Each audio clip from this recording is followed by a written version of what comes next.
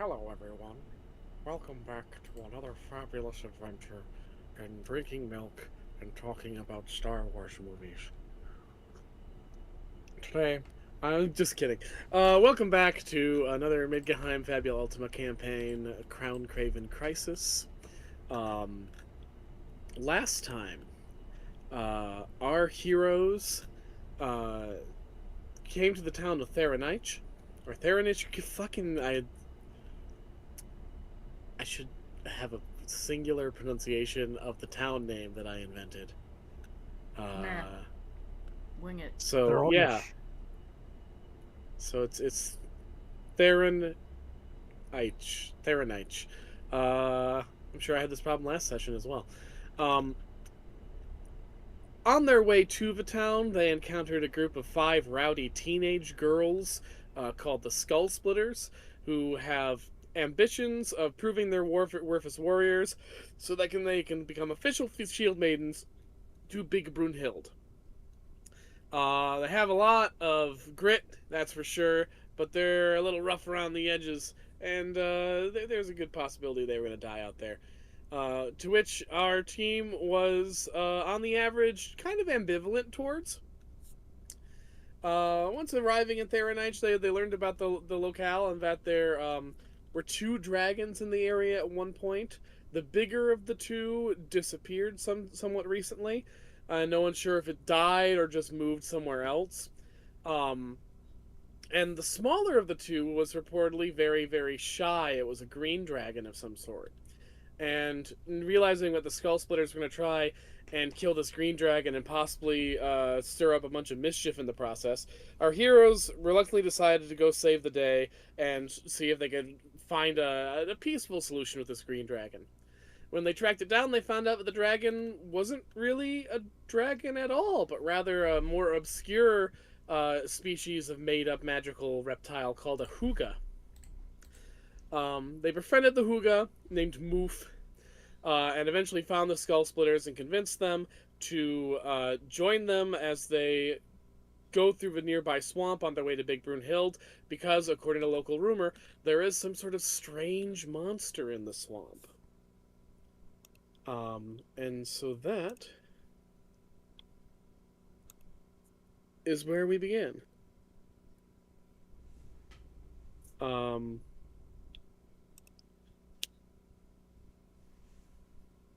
so we are in the town of Theranich. You guys have spent the night at the Green Place Inn. Um, did we have an interlude scene at the end of last session? I believe so. I have a bond, so. Yeah. Okay, good. Um, as you all wake up and say your goodbyes to the townsfolk and prepare to go into the outskirts, uh, you look up into the skies and you see five winged shapes approaching from up above. We're going to cut back a few days ago. Um,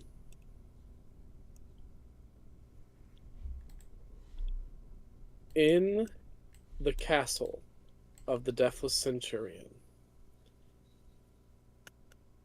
the titular Deathless Centurion approaches a strange creature, something like a centaur, something like a pegasus, and says, "You have always served me faithfully. So much so that if you were a human, I would have promoted you from servant to citizen of the Empire. I have need of your particular skills. Take your four best harpies. Seek out the wizard mage Maximilian. My spies tell me he is headed south, near the Trollmore Mountains. Capture him and bring him back alive. And any companions of his, kill them." Solvari, would you like to introduce yourself? Yeah. Yes, immediately choke on my own spit. Lovely. Hey, I've done weirder and worse. Anyways, so standing before the Deathless Centurion at as attention as someone with her body plan can be, is a strange-looking chimera. She is very much like a centaur, as described, but has scales streaking down her body. Green, bright green to a almost forest green, with large feathered wings. Uh, she's covered in armor, even on her flanks, with a long reptilian tail coming out of her rear. And the most striking feature is a strange unicorn-like horn stabbing out through a centurion-like helm. I should mention her facial features are roughly human in appearance, but have an almost snake-like accent to them. She stands at attention with a shield strapped to one arm and a spear in the other, and she slams the butt of her spear down into the floor and booms, "As the Centurion requests, it shall be done, or I will not come back at all." That's what I like to hear. You go. Oh, by the way, a fabulous point for everyone because this is a villain scene. Um, you go to the rookery where the harpies are kept, and you select the four that are best to you. Um, as is the case for most chimera made for the Empire, they aren't given names; they are given numbers. So it is Harpy 1, 2, 3, and 4. They perk their heads up as you enter. A new mission, boss? Yes, my girls, we are to chase down the rogue wizard Maximilian. I need you at your best, and I need you at your worst. Can you bring that to me? Of course, boss. Perfect. We fly in 20. Make whatever preparations you need. They nod, and that brings us to now.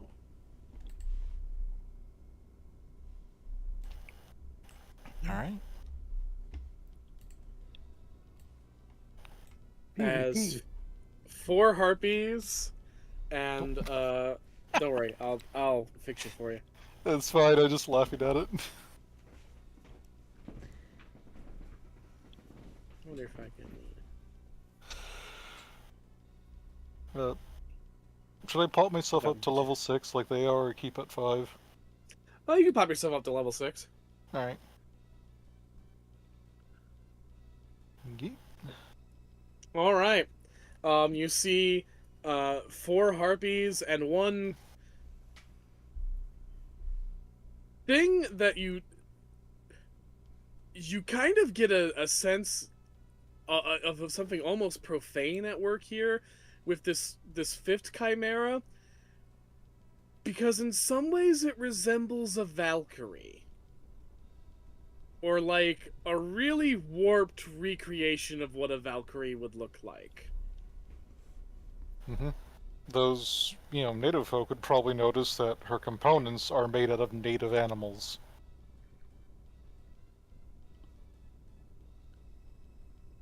Solvari, do you have any villain dialogue you want to give as you charge No? into the fray? Exactly. She strikes a domineering pose in the sky, flanked by her girls, and shouts, "I am Salvari Mervendaughter, and you will either kneel or be brought to worms. Surrender the mage Maximilian, and you will be allowed peace."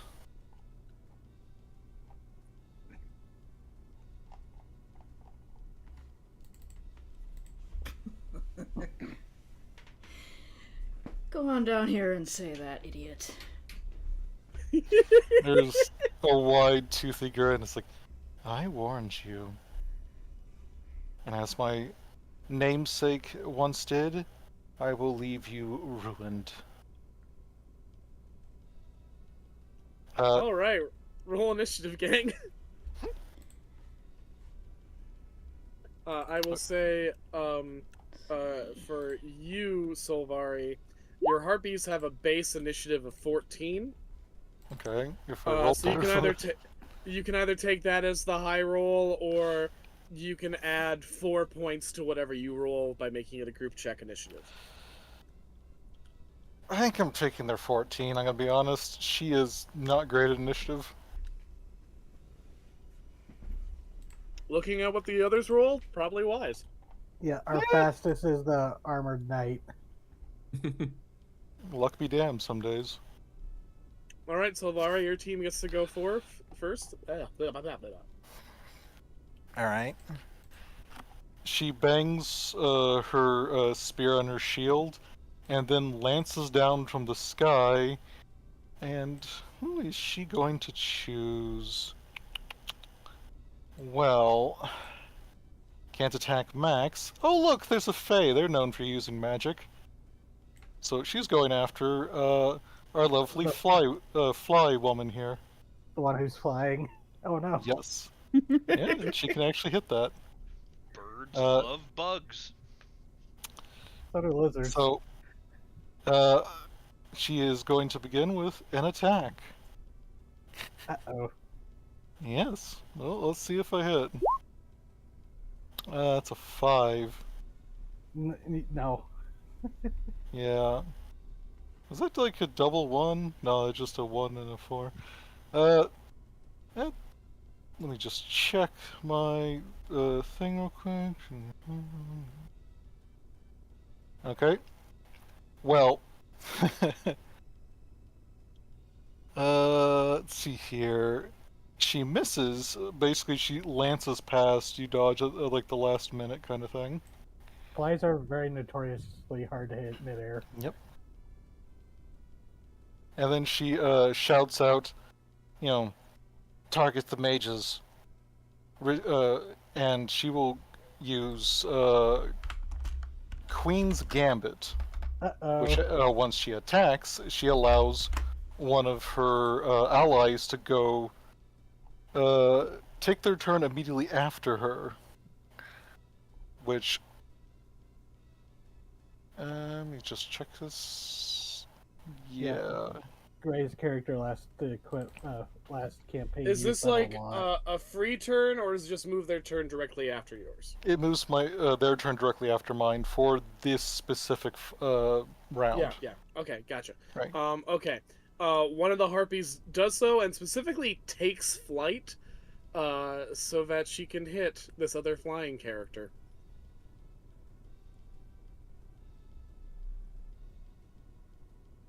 Which is her turn. Yep. I mean, she doesn't have to. I'm sorry, Savari is somewhat intelligent. Oh, and of course, when she takes flight, that also means that you can't hit her with melee attacks. Oh. TT, did you see my message in the item chat? Oh. I just saw that you replied. Okay. I'm a sneaky deaky. Okay. Alright. Yeah. One of you gets to go now. Oh, isn't she attacking me? She took flight. That's her turn. Oh, okay. You Oh. guys are level 6. I can't make them super beefy yet. For most enemies who have the ability to take flight, it is like a turn spent to get into the air. Okay. I didn't know that. At least, like that's going with the bestiary of the first book. I think a lot of the ones in the new bestiary are a bit nastier. But you guys are Yeah. level 6. I'm not gonna. I'm gonna play nice for a little bit here. A little bit. Especially given that this campaign is not doling out super awesome gear very quickly. So who wants to go first on our team?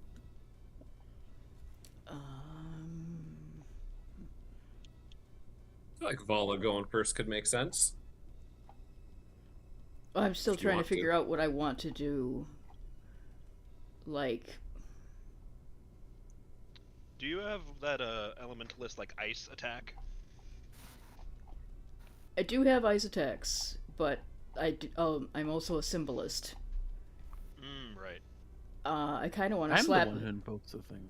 I kind of want to slap a symbol of sorcery on our new friend here, so all magic attacks only cost 5 MP.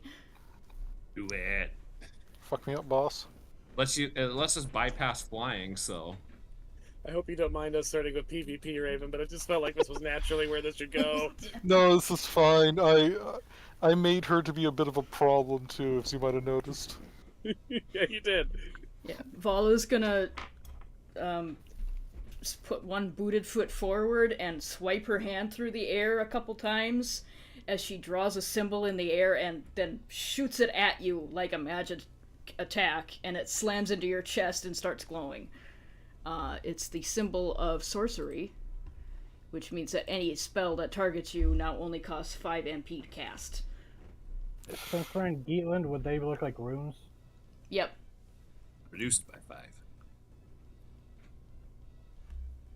Yeah, reduced by 5. Oh, so you're buffing her? No, any spell that targets her. Only costs.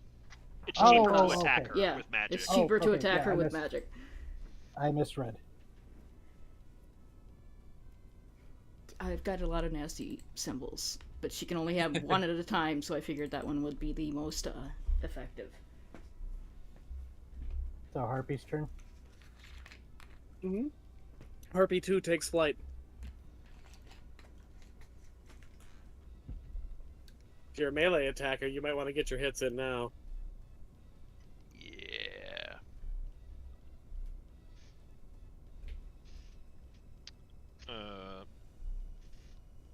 I'll go. Yeah, I'm happy waiting for a bit. So And ooh, that is a poor roll. I got fabulous points to burn though. What was it? 1 point to roll 2 dice, or is it 1 per? it's Yeah. one. You can do either or. It's like Yeah, it's one for whatever for a reroll. It can reroll 1 dice or reroll 2 dice. Doesn't matter. Okay, so I only need to spend 1 fabula point to re-roll both. Yep. Okay, I will spend a fabula point to do so. it's merciful like that. So take another swing. That's much better. Yes. Who are you hitting? The ground-bound harpies. Okay, so Harpy 3 or 4. Okay. Yeah. All right, you get a hit in. You do some good damage. So Vari will activate protection, and one of those harpies gets protected from that hit, and she will eat it. Nice. Guardian. Mm-hmm. Guardian and Commander. Oh, that's a. That's the least. Yes. That's a nasty one. Yes. Thanks, boss. Kill them faster next time. Will do, boss. Harpy 3 takes to the air. Such an exotic chimera. I wonder what flavors you possess. Don't worry, he says that about everybody. You foul creations don't belong in this world. I think I kind of hate these guys, boss. We're supposed to. Oh, that's good then. Every minion's Vampire gonna be going Australian, and you know what? That's fine. Upstart I mean- savages like these do not deserve words, much less consideration. Well, that's rude. You Feel a bit less good about that savages. phrasing. Big You are words just from beasts somebody. of war that deserve to be put down. Is it our turn? I believe so. Yep. Yeah, Okay. sorry. Yeah, Tyne is gonna then go after Solvari, because, get a little MP decreased into the cost of this. Tidal wave. He swings his iceberg attack at your magic defense. Yep, That that hit? hits. All right, That is then a you take chunk of damage, ow. yeah, Mm-hmm. 31 31. damage. Yeah, ouch.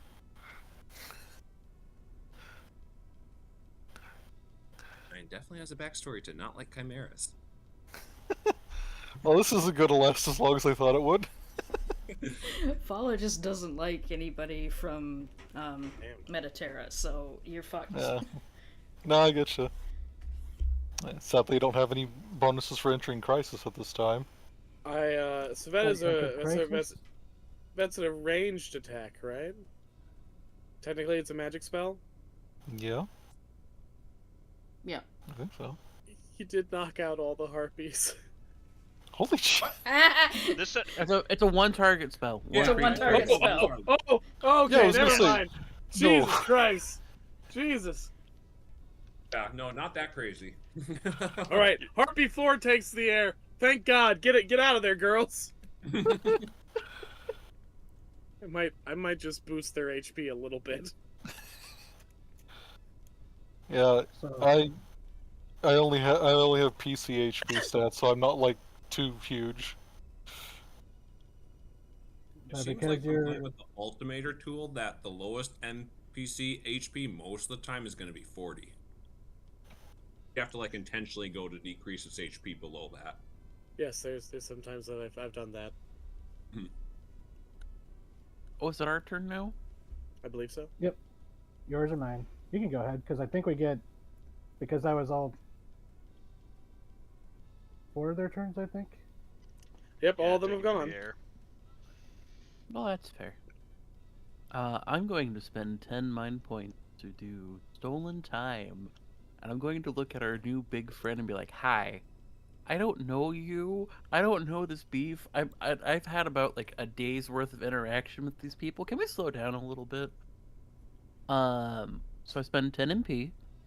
And for every 5 mind points spent this way, I can choose one option. So congratulations, Raven. You're suffering slow. Okay. And you lose 20 hit points. Wow. Well, Jeez. slow doesn't matter anymore. Because you have knocked her out officially. Oh. Yeah, horrible things happen when everyone targets one character. It's true. There was just a very quiet, oh, I didn't think I thought she was tougher than that. Oh no. The entire party targeted her, except That's, yeah, Plum. we did. Oh God! Weird. I Glowing didn't do Dawn any doing damage, the- but we did. Glowing Dawn doing the invisible thing. I thought you were stronger. Hey, TT, Yeah, may I spend a fabula point? absolutely. I got to spend a fabula point to alter the narrative. Oh. Okay. And she is basically she is knocked down out of the air, lands pretty roughly on her side, Oh. slowly slowly gets back up. Like Can I just she's throw in something real quick? Well, let Might help Raven you. finish his pitch, and then you can add to it. yeah, It was trying She- to set it up. Sorry. it's okay. It's she slowly gets back up onto her hose and she is breathing heavy. She has a fucking wild look on her eye, and she glances back at the harpies, and then spreads her wings wide before shouting out, "Retreat! We know their capabilities now. Bring this information to the Death Centurion. I will cover you." And then she's going to charge. All right. And narratively, she's allowing the harpies to at least attempt to run away. Okay. I don't even think you need to spend a fabula point for that, because the rules of being knocked to 0 in this is that Heroic You- you sacrifice. you don't die, but you are allowed to sort of like negotiate the terms of what happens to you as a result of you failing this battle. You can negotiate for a full-on heroic sacrifice, but it can also, be like I get corrupted by the Doomblade or stuff like that. Okay. Well, We've hers never is- had a total party wipeout, so I've never had to actually deal with that mechanic before. But I do remember it from the book. So you can get that fabulous point back, is what I'm saying. Okay. Aiden, you wanted to add some grease to this? No, it's fine. Sorry. You sure? Okay. So this question now goes to the group: are you going to allow the harpies to take flight? Hmm.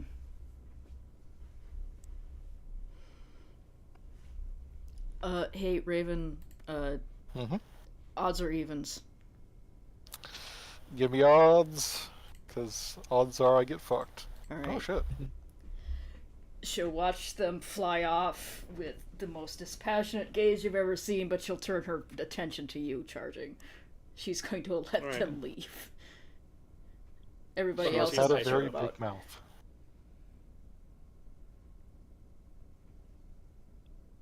Oh, I guess I should. Well, this is still playing out. So, okay. Remove that. Mage Maximilian steps forward out of all of you. And says, "So, Deathless Centurion's decided to really take this his own way, huh?" Given that Max stepped up, she has to slow her charge or, possibly hurt the person she was supposed to grab. So she, comes to a screeching halt, right in front of his face. And Yeah. she stands, a good head and shoulders above him, but it's very clear the mage has the, Yeah, the onus. one of the things you notice is that as you're charging him, he walks calmly towards you without fear, which is weird because he's not particularly tall. He's definitely not muscular. He's of a very slight frame, and he's old. He's, visibly grayed and wrinkled. And he's walking towards you completely without fear when, by any metric, a person who looks like this is someone that you can break in half. Mm-hmm. Well, she's heard the stories. She's not dumb. Mm-hmm. She pulls to a stop and no other way to take it when someone like you gets involved.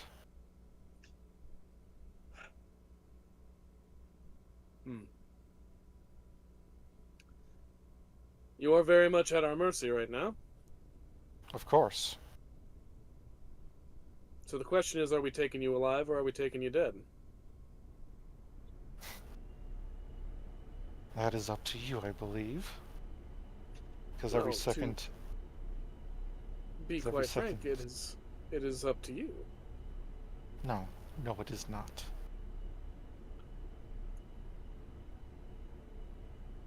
At the moment, I am of two minds. I do not like the idea of someone trying to take me against my will. But I know how the Mediterranean army treats its chimeras. Oh, you definitely see a flinch. The spear lowers by half an inch before she re-steels herself. It's like, we are treated with respect we earn. I don't think personhood is something that a person has to earn. And I don't really It like is the when they are idea. made for a war that is now over. And I don't like the idea of killing a slave. You're fine. Oh. She kind of recoils at the word slave a bit. I am not a slave. I am as I was created.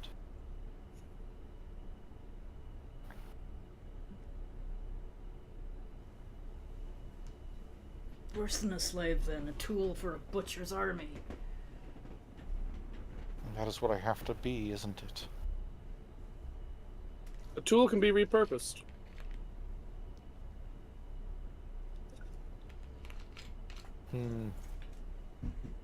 You are our hostage now. As I am sure your master will send others after you. we will keep you alive. As a bartering chip. He won't care. She is correct. I have served what purpose I have. He won't. The others might. She just saved those 4 harpies now. How many others of your peers have you saved? Oh, there is... Where there was steel and maybe a slight bit of nervousness comes kind of like much more like the realization that she is out of her depth. And there's a bit of a tremble in the hand that holds the spear. It's like, that is not something for you to know. If you... They know their duty. Glowing Dawn, what do you think? Am I being an idiot? No, I think you're being compassionate, and that's a really good thing for you humans, because y'all are very violent. Oh, the horse talks. He gives you a thumbs up. The horse gives a disconcerting thumbs up in return.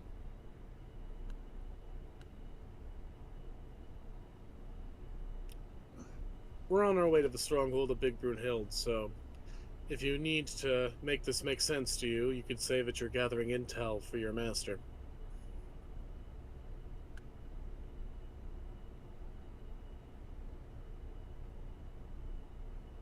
Big Brunhild, you say?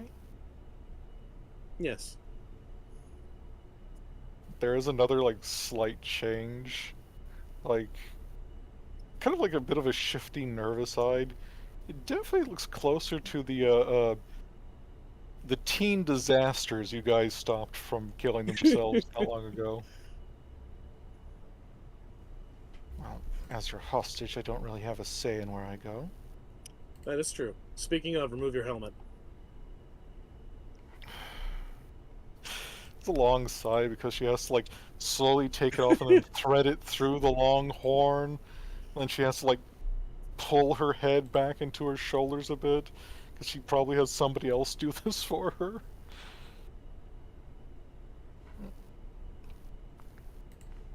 Once you are unhelmeted, he makes a arcane sigil over your forehead, beneath your horn. Vala, since you're a symbolist, you recognize this symbol as essentially a spying glyph,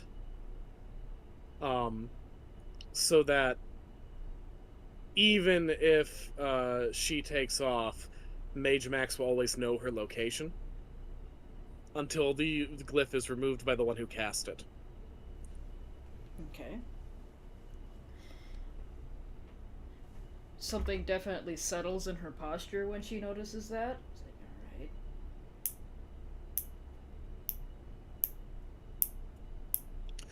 Alright, that was exciting. Let's find those teenagers. Oh yeah, we did lose him, didn't we? And sure enough, only 2 of you. Doppelganger, Oh, kill it! Hey, sometimes they're nice. Oh, by the way, congrats! You won your first PvP! We've recruited Magus! What a weird way to start PvP. Yeah, I thought that would be a lot more longer than it was. You know, we got some fucking veterans of this combat here. There's raucous hooting and hollering of 5 rowdy teenage girls rushing towards you all. Clearly excited. The Skull throws up her hands and says, "What a glorious battle! Would that we could have partaken!" Where did you go? We slept in. She just sighs and turns away with like a fucking human teenagers under her breath. And she specifies human teenagers. Mhm. As these five teenagers approach, Solvari, how keen would you say your senses are? Fairly, she has some bird mixed in and some serpent, so she has probably better than human vision and better than human hearing, but not like cranked to ludicrous degrees. What do you think about sense of smell? Would you have like say a buzzard sense of smell? Probably closer to a snake's, but Okay. uh, You done. detect something oddly familiar about this particular skull splitter, but you're not quite able to pin it. Interesting. The one with the Viking helm, or stereotypical Viking helm. Okay. Yeah, she does turn her head towards that one, squints for a minute. She notices your gaze and sort of shrinks into herself. I know you, don't I? No, nope. Yes. Yes, I do. Face is obscured, but I know that scent. The Is she? leader of the skull splitters steps forward as you start going towards her, and you notice the two fucking Mediterranean helms on her shoulders. Mm-hmm. She stands up tall before you and says, "This is Arya, Loki's daughter, born of Geatland, our sworn sister-in-arms." Question, TT. Yeah? Does she know this scent from the army? Is this a deserter? Roll double insight for me. Alright. It's either that or she's in a battle somewhere. I just used recall. That's fine. 8. You want to use that fabula point to re-roll one of those d8s? What would I... 3, I guess? I can try rerolling that? Yeah, I can try it. Let's see. Got That's me a 2 lot better. points. That makes That's a it a lot 10. better. I think. Um, Oh, they said 11. That makes it that makes it 11, yeah. Yeah. Okay. The Deathless Centurion had a son named Theseus Aurelius. Oh! Went missing a while ago. On what should have been a softball mission. Theseus was something of a disappointment to his father. It was about specifically escorting some captured female slaves to a traveling part of the Mediterranean army to be taken back to Mediterra. Gotcha. Like, this, Loki's daughter will probably see, eyes widen in recognition, and then she closes her mouth.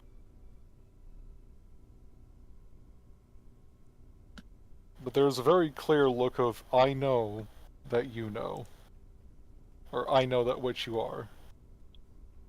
Or who you are, specifically. And she takes a minute and says, "Well then, Loki's daughter, there are possibly few better with a mind behind this group."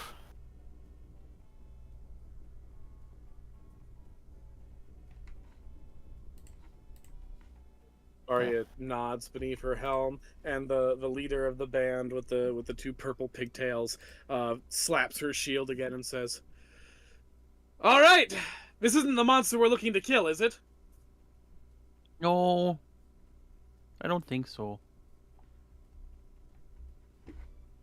No, no, I'm not sure the world would be of any loss if it was.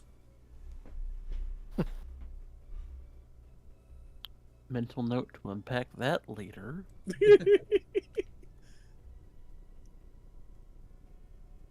Mage Max strokes his beard. Like, alright, as I said, real weird start to the morning. Let's get a move on. To be fair, I don't think anything we do is considered normal. I watched that one rip a man's skull out of his spine. I don't think didn't think humans could do that. Vala looks straight ahead, does not reply. She's also not looking at Sylvani. She will not look at you because if she looks at you, she might go aggro. I will say, after you've heard the name a few times, you start noticing, like, this name sounds weirdly familiar. Why is it familiar? This is to all native Geatlanders. Then you might have connected it when she spoke to Loki daughter. Isn't that name often, like, there's a different name that's sometimes used in connection with Loki? That'd be, like Savalfari or something like that. I can't fucking pronounce it. It's fucking Norse. Yeah, and It is. you probably have to pronounce it like the fucking Swedish chef. Yeah. And specifically, that is the horse that impregnated Loki. Small So, yeah. funny. All right, you find yourselves in the swamps of southern Geatland. Geatland is, for the most part, a very temperate region, with somewhat harsh winters. But towards the south, along the Guivir River, there is just this thick mire. Not the worst in Midgahheim by any stretch, but still pretty treacherous in its own way. You hear the buzzing of insects, the chirping of birds, the sloshing of things moving about in the water. But a lot of it goes still because you guys are traveling in what is now a very big fucking group. Wasn't this place just delightful?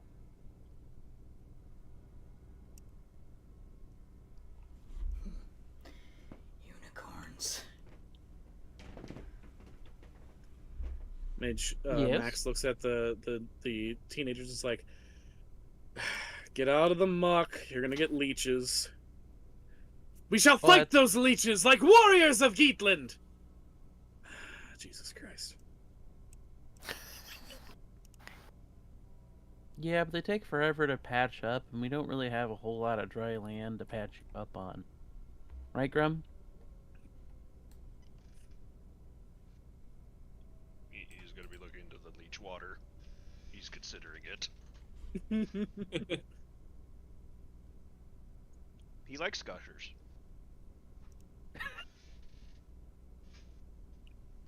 One of the girls climbs this sort of fallen tree and says, "Behold! I am tallest of all!" There's a slight smirk on Vala's face, but she doesn't respond. You scamps. Generally, when moving through woods like this, it's best to step over logs than on them. The sort of spooky... I love how Aiden just keeps buzzing around like a fly. I mean, it makes sense. It's beautiful. The spooky-looking skull splitter stares off into the distance, points, turns back, and says, "Horse." Yes, what's up? And sure enough, there are 3 beautiful horses milling about near the water. Yeah, I don't trust that. Oh, these. Would I know what these are by any chance? I'm going to have to make you make a double insight check. Grum and Aiden, you know.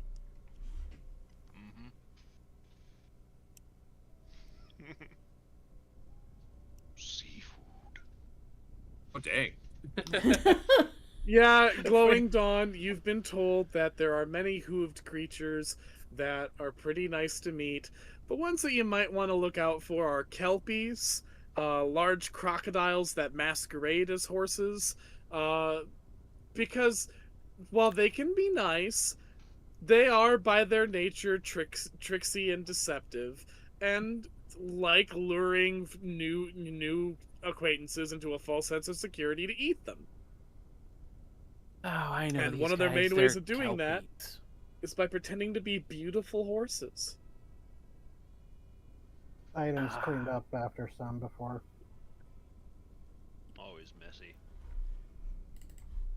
We can try to befriend him if we want to, or we can spook him off, I guess.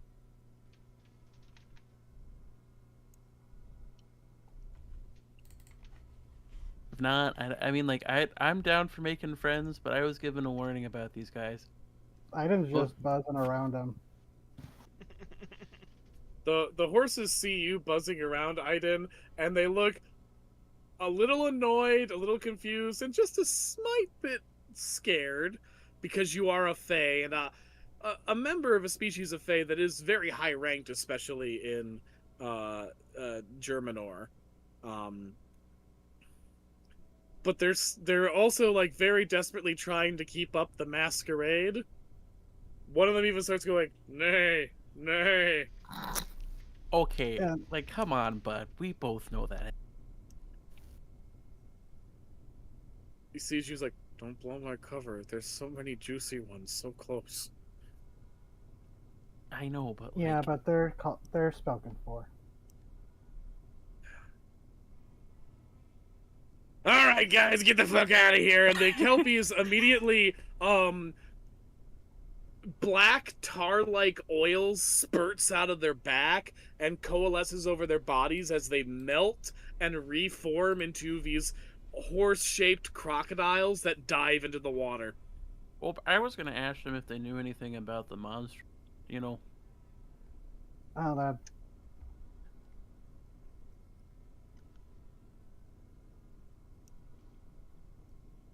that's a shame. Yeah.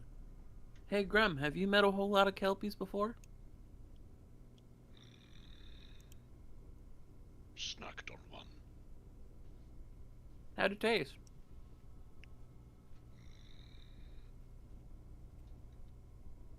Not like horse.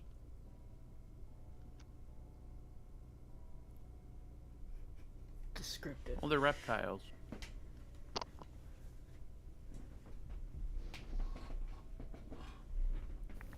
Like I love- chicken and fish.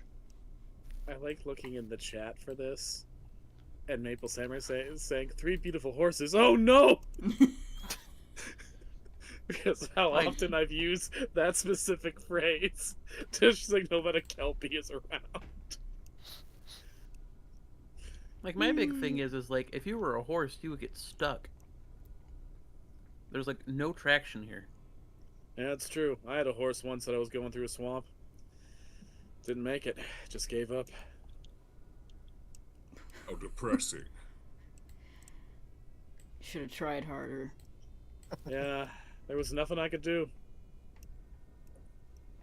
What are these little fuckers? As you're walking around, you guys see some chickens.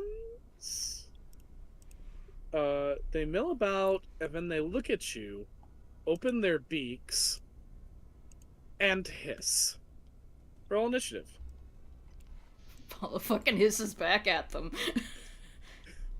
Fucking hiss at me. It's funny. It's like, oh, what does kelpie taste like? And Grub is like, oh, it's like a mix of fish and chicken, and then he sees those. Chicken.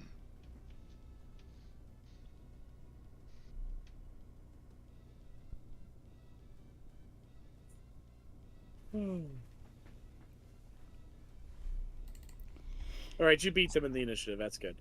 What is going on with Tyno? He's getting the highest initiative. Oh, it's Dex plus Insight, actually. Maybe that does make sense. A D8 plus a D10. Yeah, that's a pretty good combo. Yeah. Now that I look at it more. All right, so as these 4 things really ballsily attack you, you realize that while they initially looked like chickens, They have serpentine tails, and just other like really snaky features mixed in amongst the very chicken-like body.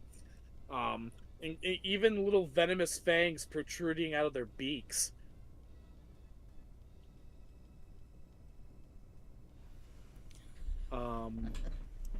Yeah, so you guys get to go first.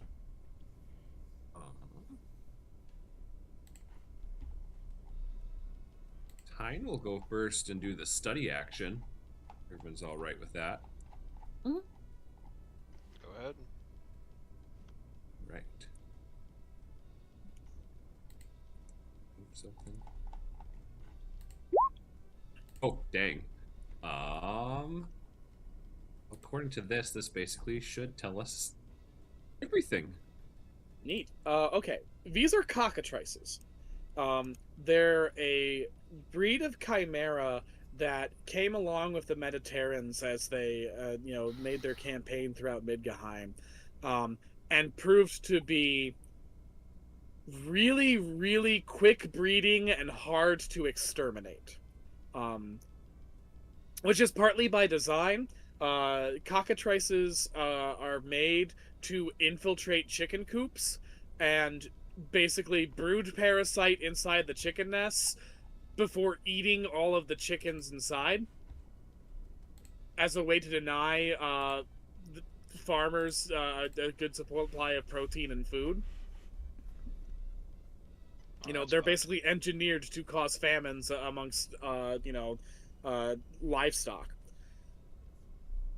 And they're really successful at it, to the point where now there are thriving cockatrices populations pretty much everywhere the Mediterranean stepped down on. And it's made worse by the fact that their signature attack is a petrifying gaze. That will turn people to stone. So I'm going to list that attack in I guess the loot room, along with some facts about the cockatrice as well. These foul chimera have the ability to turn us into stone. Pun not intended.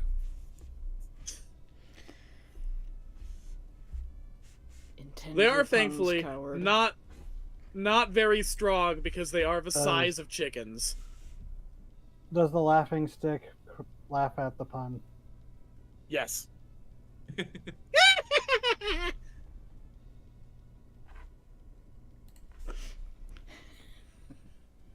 Oh yeah, you got some funny friends. I have to get Max to take a look at the stick later. A lot better than my friends. They're kind of sticks in the mud.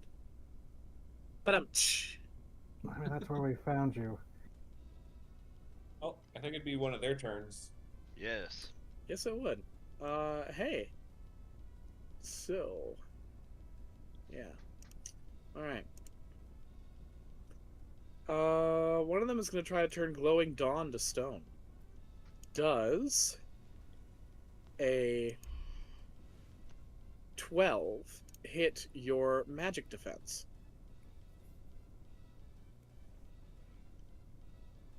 Glowing Dawn? Glowing Dawn? Bueller. Gray. You may be muted.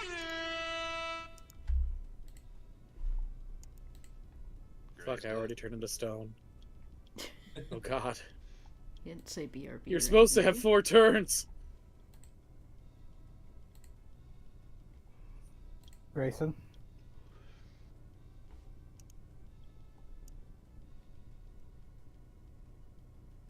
Well, we'll resolve that later, I suppose. Next? Blast him.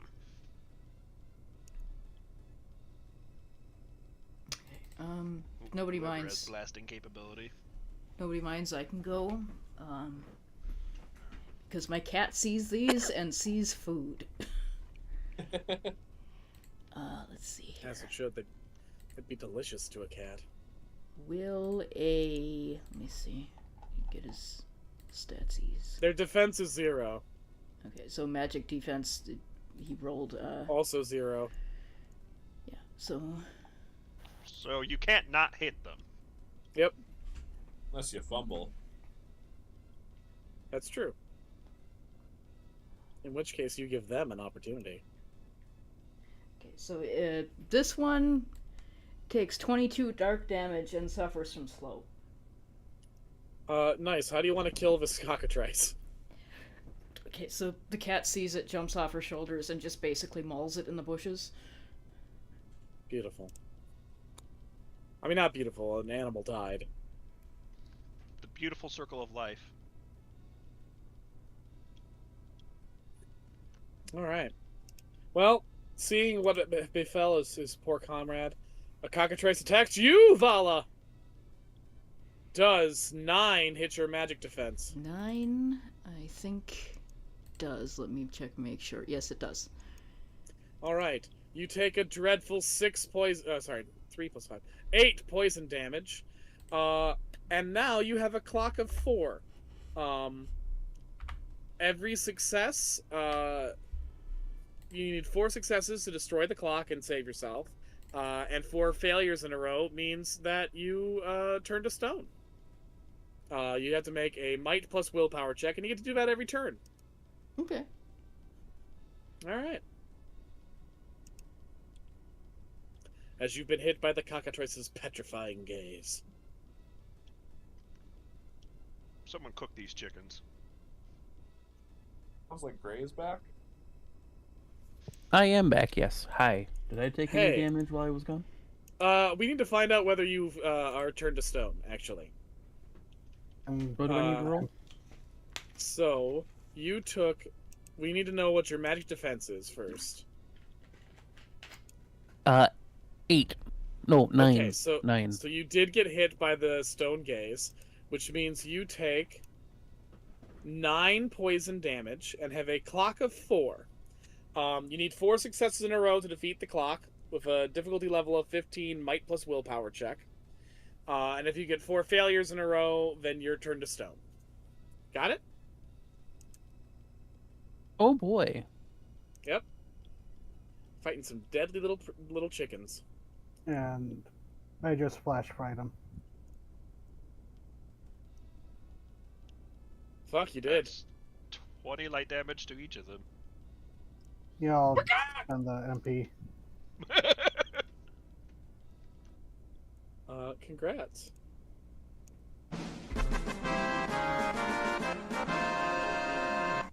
Mage Maximilian roots about in his pouches, quickly starts putting together a cure for petrification, and gives it to Vala and Glowing Dawn.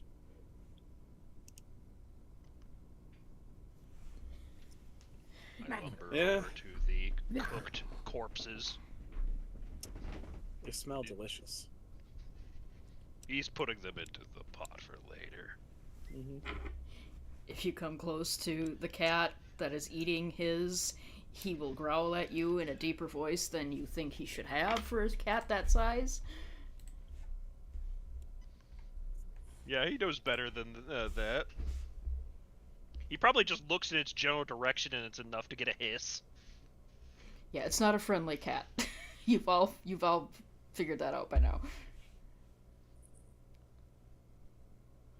As you guys sort of pick yourselves together from dealing with the cockatrices, Garuna approaches and says, "What was that thing they did at their eyes?" As she pokes one of the carcasses with her stick. Mage Max clears his throat and says, "They were using a petrification ray. It's a type of spell the cockatrices have, as a result from the basilisk that's mixed in with them."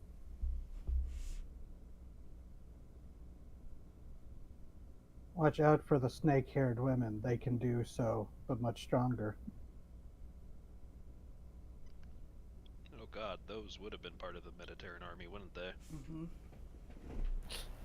Gives you a bit of a shifty glance. It's interesting finding shattered statues littered among the dead of the battlefield.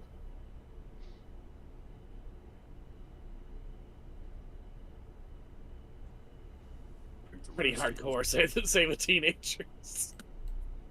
Oh, I see a peeking. Don't worry about I wonder what flavor cockatrice meat is. Besides chicken. It'd be chicken mixer rattlesnake. Which? Hmm. Interesting Eventually, you come across two big hairy trolls that are rolling sheep knuckle bones to each other. One of them turns its head lazily to look at all of you. You guys lose your house too?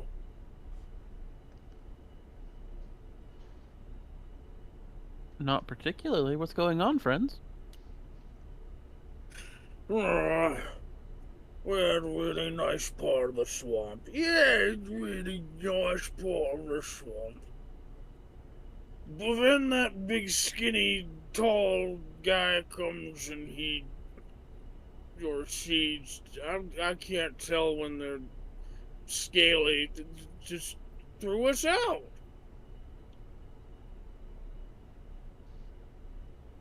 Yeah, they had such a lovely trunk, too.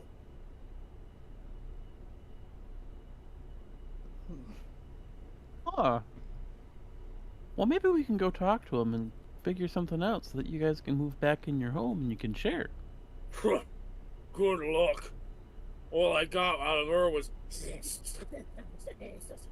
No, it's more like...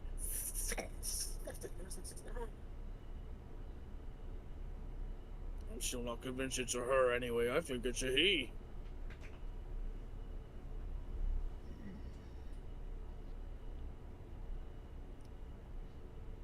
Ho there, cousins. Right. Would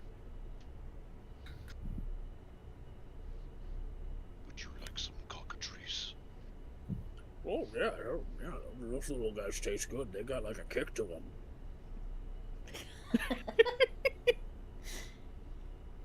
He provides the cooked chicken.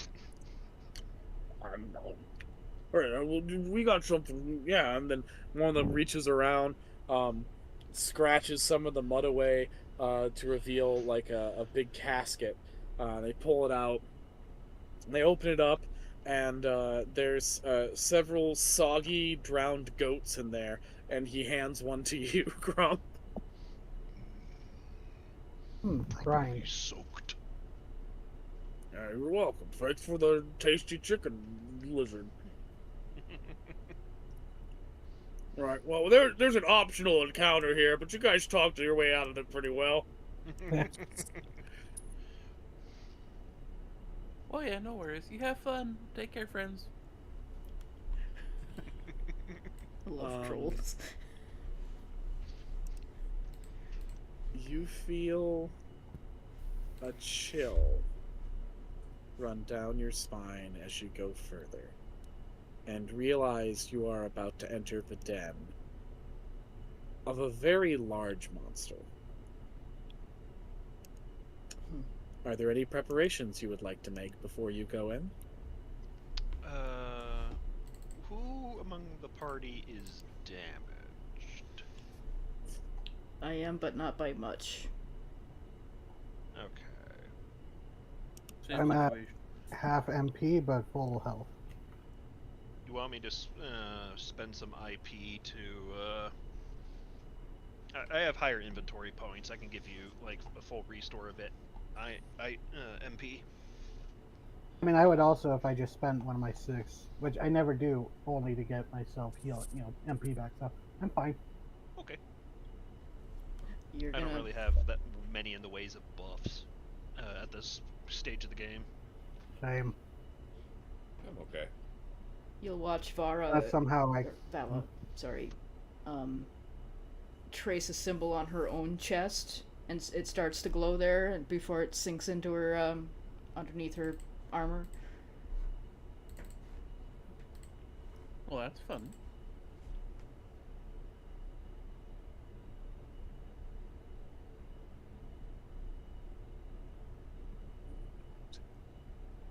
Who's that on?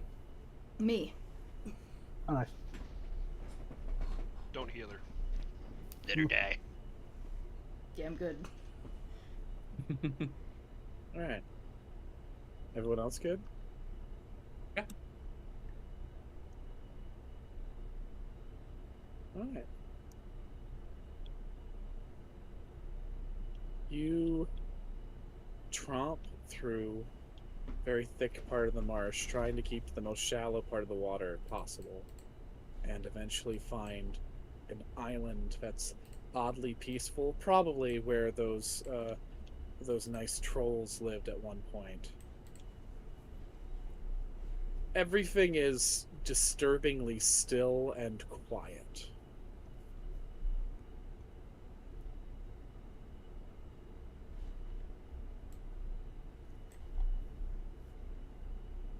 You look around. There are the usual smells of a marsh, but there is something hidden beneath the smell of muck and dirt and swamp water. A smell of putrescence deep below the surface of the darker parts of the marsh. This is a place where there are a lot of corpses being allowed to brine at the bottom of the lake. Or not the lake, the pond, I suppose.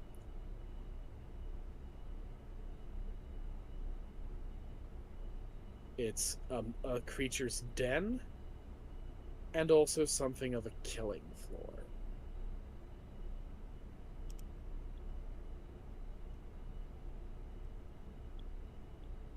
And it's disturbingly empty at the moment.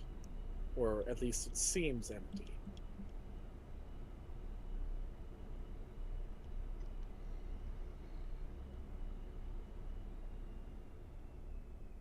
I'm curious about these flowers. Like all the flora around here seems odd. Yeah, there's like a latent magic to when there's monsters about, their latent magic does affect the flora and fauna around them.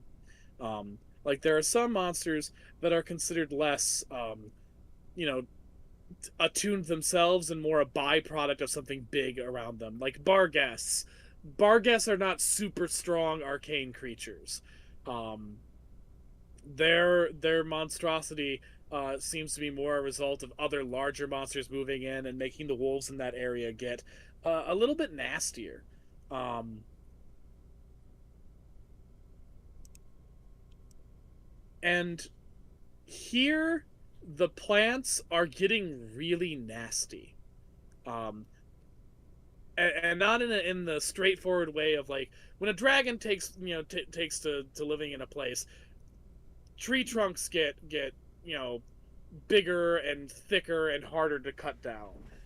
Vines get tougher and covered in thorns. Animals get hardier and a bit larger and a lot sharper at avoiding humans. Um, that's how it works. The things here are getting meaner looking, not just tougher, but they're looking like like there are plants that look like if they could, they would want to eat you. But it's not just the plants. As you see a ripple form in the water, and something large begins to emerge. A horned head, at first looking very draconic with a very prominent set of fangs in the front, um, emerges out of the water, but it's got a shaggy head of hair behind it, and then a patchy coat of hair along its otherwise scaly body. Um, it has a long serpentine tail, again like a dragon. You can even see the point of a tail spike, although not fully spade-shaped like a dragon's tail. Um, and frilly ears, but then upon closer look, they're not really frills, they're gills. And long, almost ape-like arms, or perhaps troll-like. as a pair of red eyes stare at you, and a creature with a large troll-like trunk set on an otherwise very reptilian head opens its scaled lips and hisses furiously at you.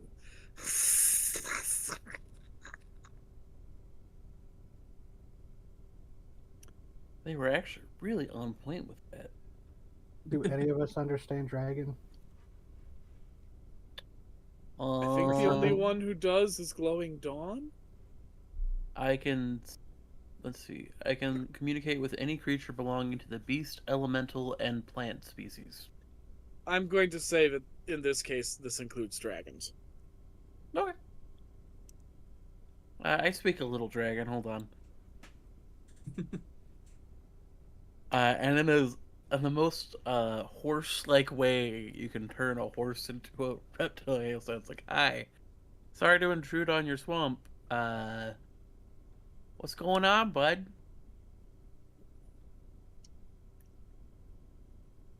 So here's the other question: do you speak Italian? No. It speaks to you in what you recognize as a draconic language. But it's a Mediterranean draconic language. Uh-oh. You speak Italian. Solvari,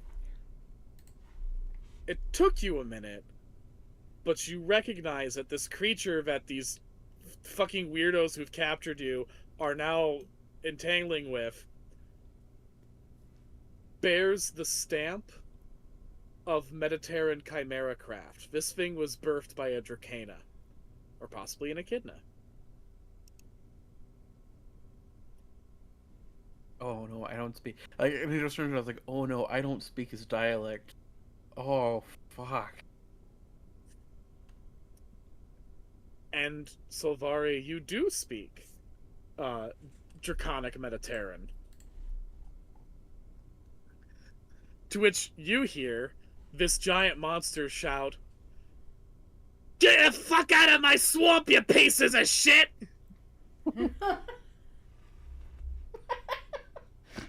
God, you're so fucking loud!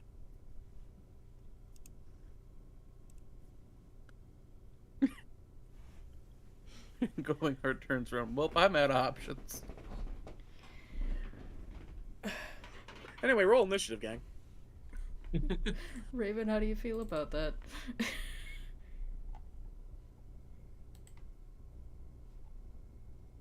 I don't know, do we lose Raven too? I hope not. Here. I'm right here. Okay. Yay, Glowing Dawn! Oh, good. Raven, you might have met a sibling, Oh shit. and it just said to everybody in Draconic Mediterranean, which you're the only one capable of understanding, get the fuck out of my swamp, you pieces of shit. God, you're so fucking loud.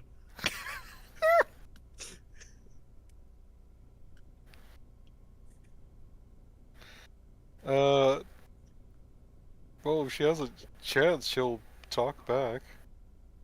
And just like say, you don't have to escalate to violence.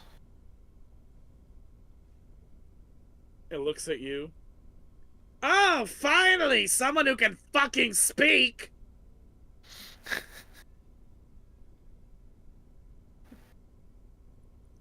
Tell your loud, noisy asshole friends to get the fuck out! Just like how certain is she that this is one of her siblings? Really certain? Yeah. You look at this thing, and this is definitely a product of a Mediterranean chimera craft, and like,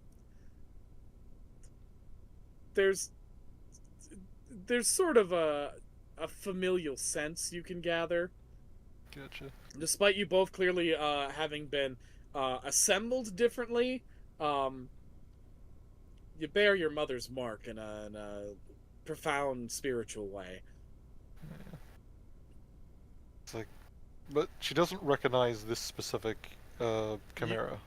You never met this creature, although looking at it, it does make sense that it was probably from the same uh, experiments that led to you, because it's a creature made out of troll and Germanorian dragon. Mm-hmm. There aren't very many trolls in Mediterra, and the ones that are there are pretty small. This is made out of a big fucking Germanorian troll and some sort of big nasty Germanorian dragon. Um, this was one of many chimeras designed specifically to take over this part of the world. In purpose, it's your sibling, even if it's not acting like a good Mediterranean soldier. Right. She's just kind of like tilt her head like that. It's like, well, like, can you tell if this is sister, brother, or Sister. all right? That's well, sister. We don't need to come to blows. We can just move through or negotiate. All of your kidnappers, for lack of a better word, turn to look at you, and Mage Max says, "What the fuck are you saying to it?" Obviously, I'm telling it to eat you out. No. I'm trying not to have this creature rampage and kill you or itself. Herself, specifically. She's telling you all to get the fuck out of her swamp.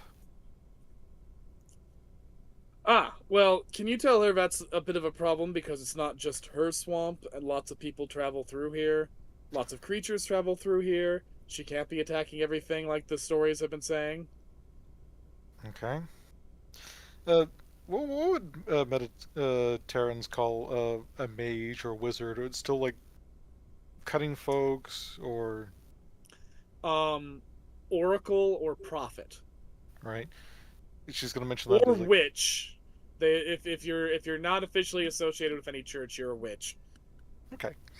Then she's going to mention, if you keep causing problems for the natives here, they will send killers after you, and one of them will succeed.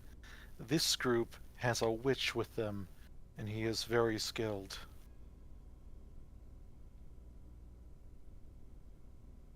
She turns her crooked head.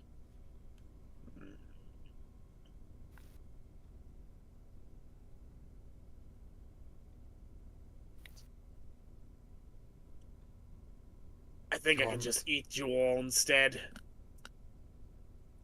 And then you won't be so loud. You're mighty, but you stand alone. You will eventually fall alone if you keep that attitude, sister. What sister are you of mine? Mum raised me alone in the cave. But now I'm old and strong.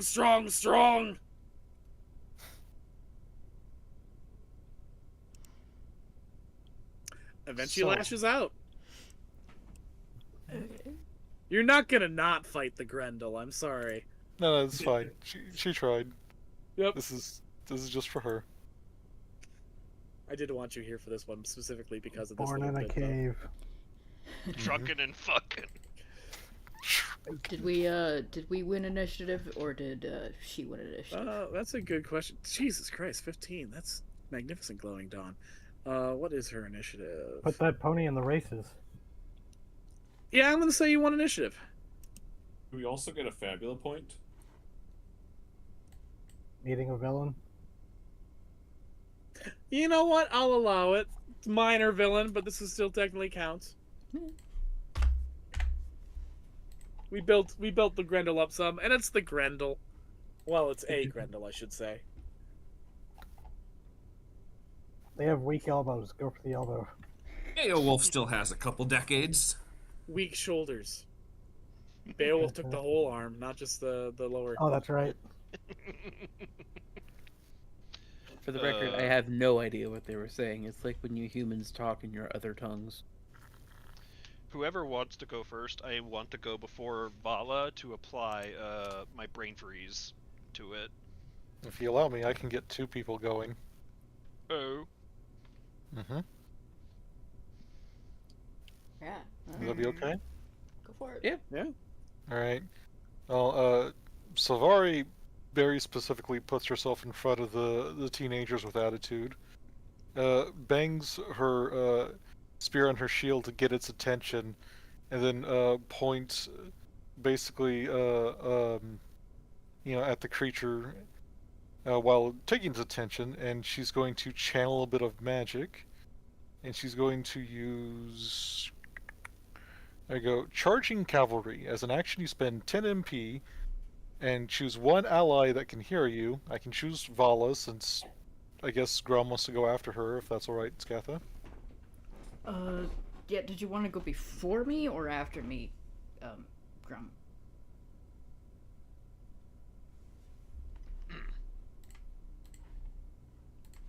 Sorry, what was that? Good boy. Did you want to go before Grum, do me you or want to go after first or second? Sure. I would like to go first, and let's see if this attack hits. Oh. Okay, then. Basically, she can allow you to attack for free. Grum. Right. How does this work? So this is like an extra turn, essentially. Well, so she's actually using two abilities. One is Queen's Gambit. It combos into Charging Cavalry. Basically, Savari can use one of her abilities, and when she uses an ability, it allows somebody to an ally of her ally to attack for free, and then it moves somebody else's turn directly behind hers. Yeah. So So Grum, essentially, you get a free two turn, people. and technically you could get 2 turns in a row if you wanted to. Yeah, that is 2 turns in a row. My turn's being split into somebody else's turn and then 1 free attack. Right. Yeah, I think, like, Grum, you need to do something that is an attack, right? Yeah, this it one technically already doesn't worked count pretty as an attack. It's a full action. Yeah, I can do full action. That's the other thing. 'Cause- Although, you could have Kai attack and then you use the free action to buff ball for her next turn. Right. So, does the wording specify I get an action, or does it say I get a free attack? For Queen's Gambit, you get a free. I believe Queen's Gambit is a free attack. Yeah. In that Queen's case, I'll Gambit- let someone go before me. Let Vala do it. Yeah. Queen's Gambit allows to turn. Hang on. Let me just double check we this. we had a commander last campaign. I'm pretty sure it is a free attack. No, it's I got those mixed up. It's Charging Cavalry that's the free attack. Yeah, so if you do Queen's Gambit, you get to do a free attack, and then you can spend the MP to do an action to commander. Queen's so you Gambit could... also works with the other abilities, so I can do Crushing Chariot, which also activates Charging Cavalry. And because that activates, and you've used Queen's Gambit, if you've got the other one, then you get a free turn. We did that a lot. I was the last one. Okay, so yeah, spend 10 MP to give somebody a free attack if they want to, and then which activates Crushing Chariot, which moves someone else's turn directly after mine. Right. Okay, I just got it confused. Sorry. No, you're good. No worries. I mean, I then could smack it with the laughing stick for the free attack. Please. But I don't know how helpful that will be. Smack it! Well, you get an extra +1 to your attack. Well, no, I mean, it's literally a joke option. So, it would be more efficient if someone else went, like Tyne or someone, or Glowing Gun. A first action for Tyne, I think I was going to do the study action again. That'd be a smart idea. It is just Especially a free because Tyne attack. caught on that this creature must be somewhat related to this one chimera they have with them, so he's just like, another chimera. And it is a free attack. It does not take your action. You would get your action whenever it comes up. In that case, I'll solve the problem and smack it. Yep. And Do-do-do-do. after Jesus. the Smack that down. Oi! You had a +1 to that accuracy, not Jesus that it Christ. matters. Opportunity! Bonk. Yeah, that hits. Bonk. What opportunity do I want?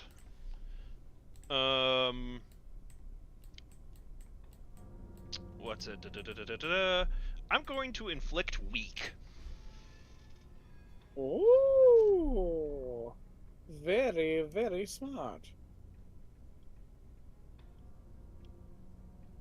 And then somebody else gets a turn directly after. One of our group has a turn directly after. Let's fuck it up. You want time to try to study it? That would be nice. Yeah, that would be Okay. helpful, actually. Studying bosses is always useful. Tyne's gonna let his critical eye take a look and see what he can see. Look with his special eyes. Oh, unfortunately, his special eyes can see nothing. You could always re-roll those for Philo point. Yeah, that's true. Yeah, we did just get one. Especially since one of them was a 1. That's true. Yeah, he's a veteran soldier, so I'm gonna invoke that to just re-roll it completely.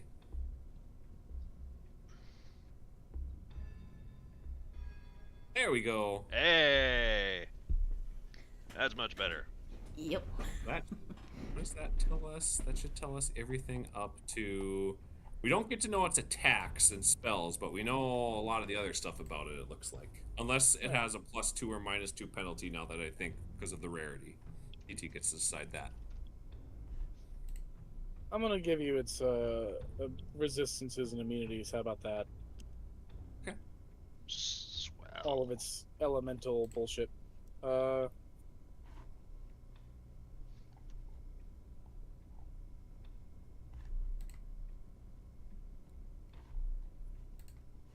There you go.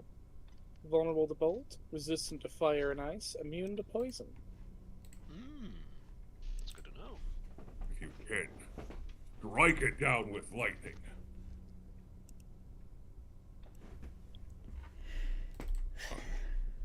If anyone can do that.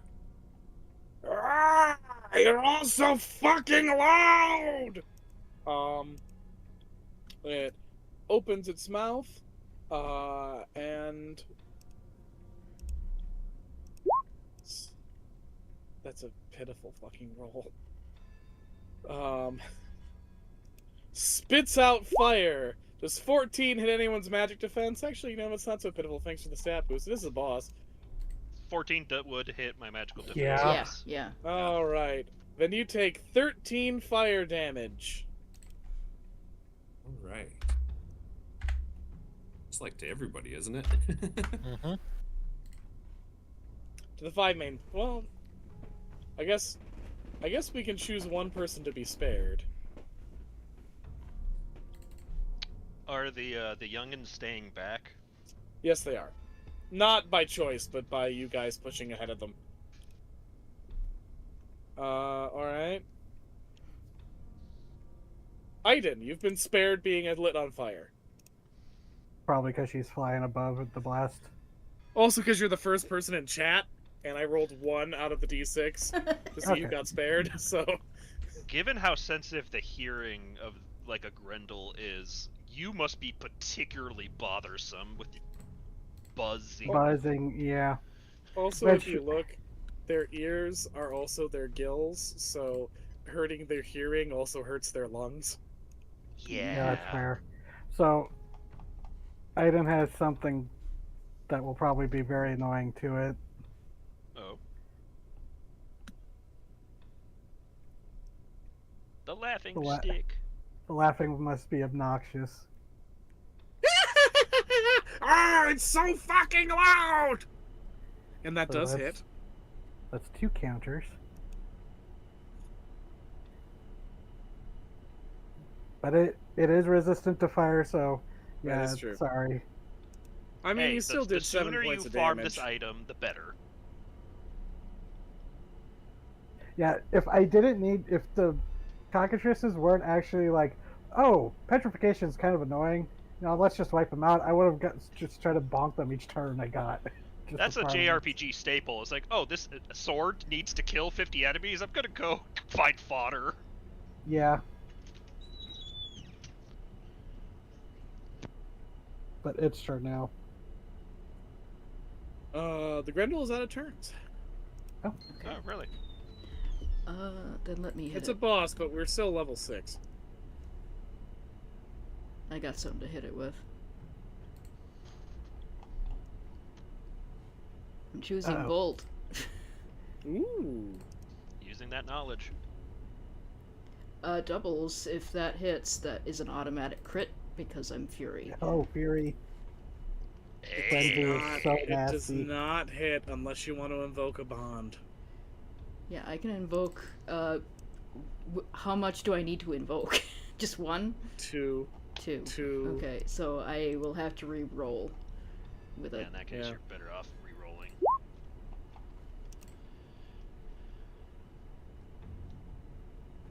Come on, double 4s. Hey! Yeah, that's better. That's not bad at all. That's not bad at all. That's a high roll indeed. And it is. That's Bolt. So. Hey, it's in crisis.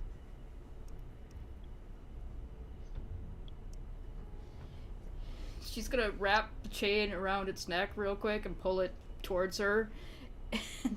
Just for, like, flavor.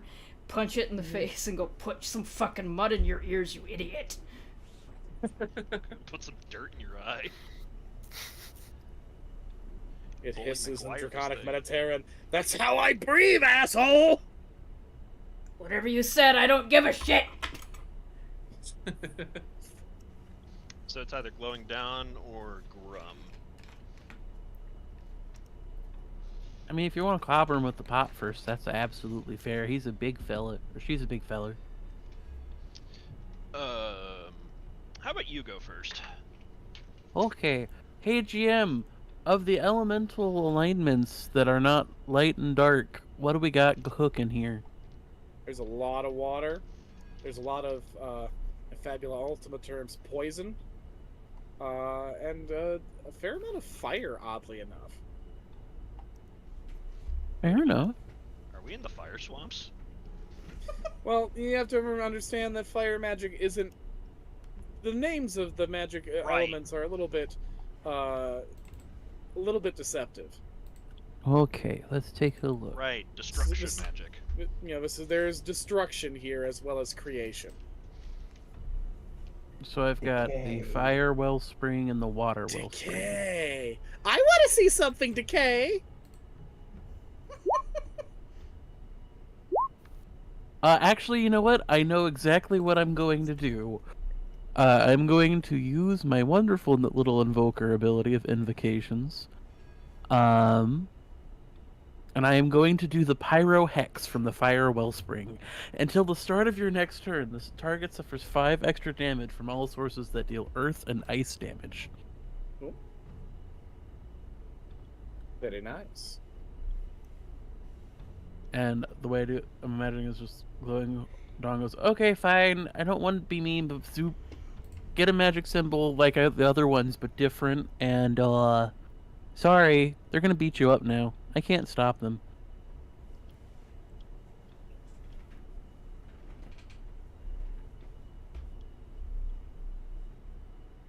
And now it's Okay, now you can Grum's. go, Grum.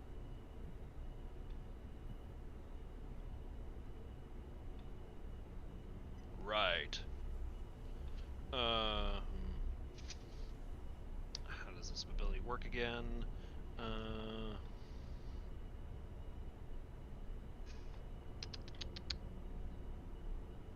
Gonna swing the pot. Ouch. Ouch. Another big hit. Damn.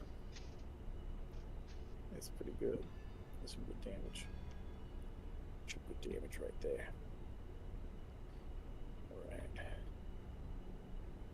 Alright. Closing out the round for you all. Everyone's gone at this point, yes, I'm right? Yes. The Skull Splitters charge in. And at the current moment, they're not fully realized NPC characters in terms of stats themselves, but they do have a team attack they get to do. You see these 5 teenage girls clumsily, yet with enough gusto and youthful energy to make up for it, uh, rush in and hack at the Grendel with their somewhat shitty weapons and manage to do 25 points of damage. Damn. Not bad, you little idiots. Skull Splitters and friends!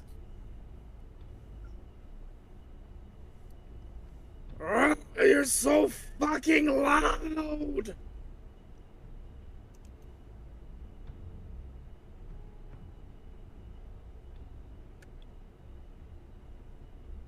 And now it's your guys' turn, top of the round. You said earth and ice damage triggers the fire damage? It does 5 extra damage, yes. Mm. It's just from the fire wellspring.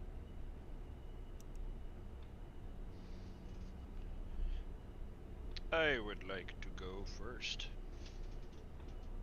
And you may No. do so. I'm going to spend 2 ingredients to unlock a new recipe while I do it.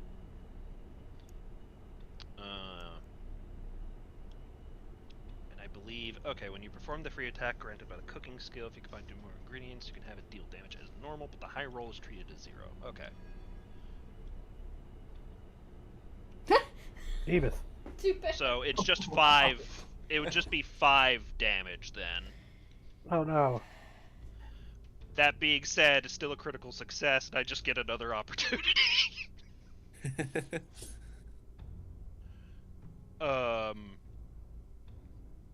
And the new ingredient, the new recipe I unlocked, it can no longer cast spells. Hey. Fuck. Right, it can't perform spells on its next turn. Fuck. Nasty. It's gonna punch you. Hit me! Does 28 hit you, Grum? Absolutely. You take 20 physical damage as it punches you really fucking hard. To be fair, I've been cracking it across the shins. So how much damage was that? 20. Excellent. Nasty little shit troll!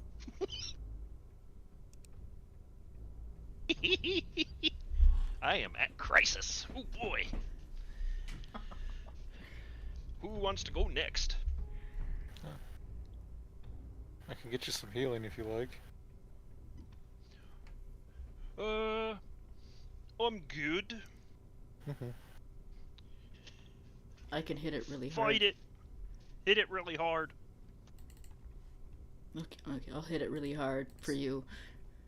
Goop up and hit it till it dies. That's still Bolt, by the way.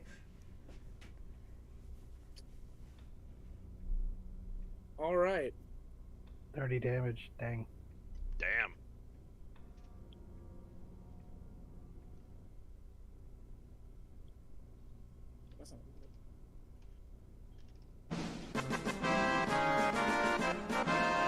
You defeat the Grendel, the troll dragon hybrid, striking it with bolt, and the electricity surges as it's standing, fucking knee deep in swamp water. It howls in agony before slumping onto the shore, charred, crackling a little bit with residue electricity, but not dead. Defeated, but not dead yet.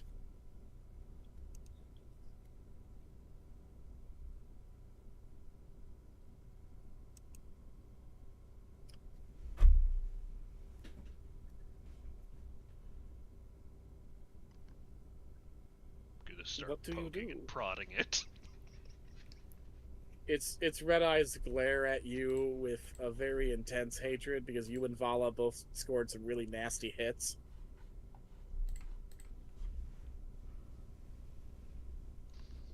I'm gonna look at our um, involuntary helper. A voluntary translator. Is it better to kill it?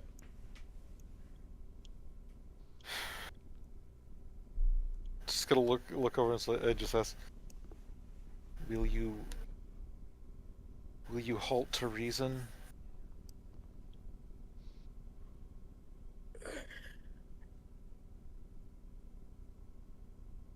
I do not need to kill you. You do not need to be a problem for everyone else.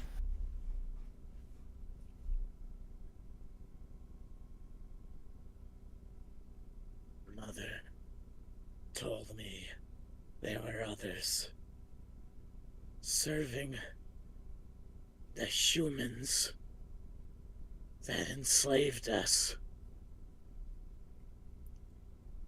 Is that the other life you offer me? No. Being their dog? No. I don't offer you that life. I only ask that you do not kill them indiscriminately.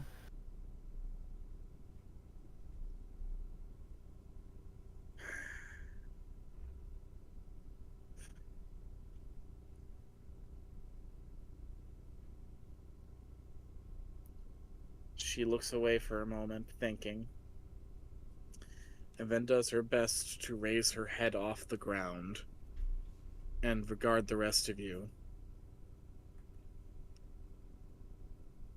I think there's And some speaks in pretty decent Germanorian.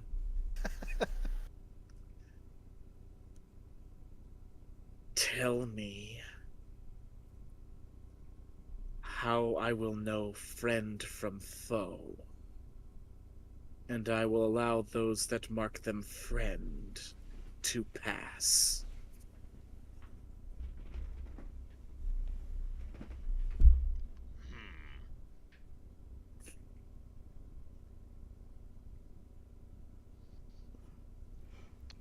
Well, the nearby. If we want to recruit Big Brunhilde and her forces, their primary color is red. Yes.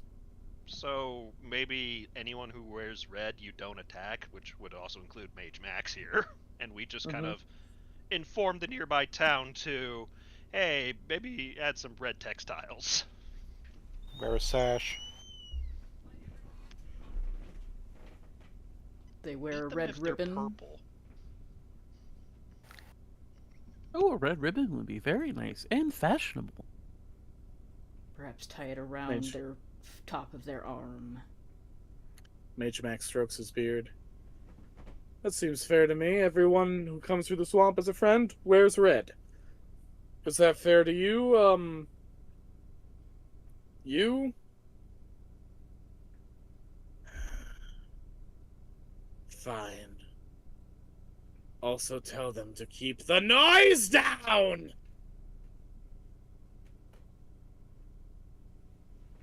Aiden puts a hand over the stick's mouth.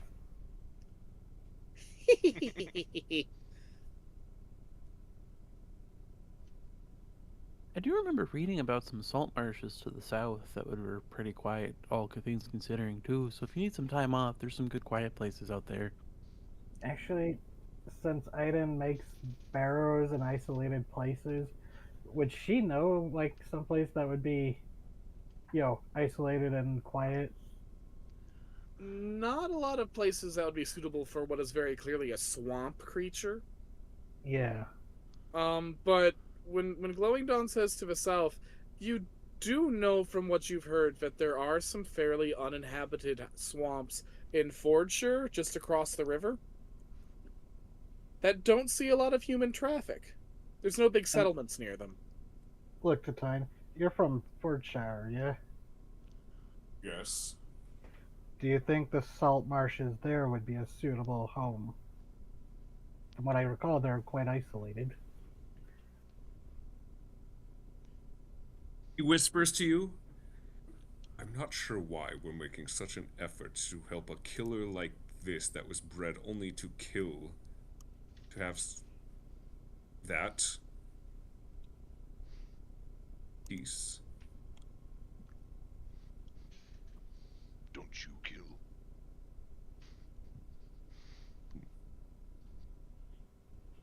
Killing defend. comes naturally to predators.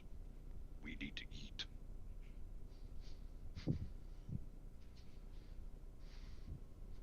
I defend, but I was not born to do that. There's a difference. No, neither was it. It was made. Exactly.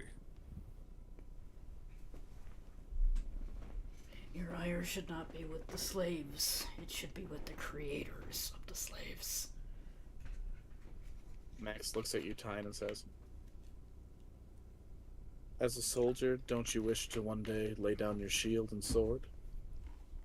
That was what I was doing before I was taken here. Then would you not wish for another to have the same opportunity?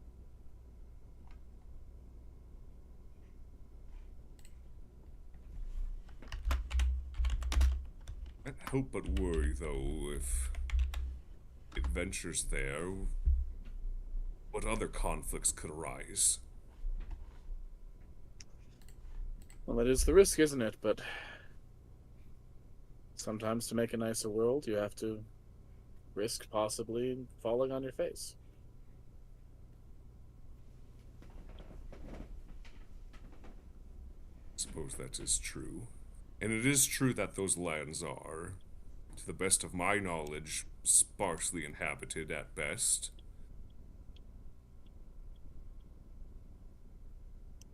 I also have no right to the land itself to say whether or not it can or can't go there. I am just a knight of the land, not its king. And what use does a marsh have to a king? Yes.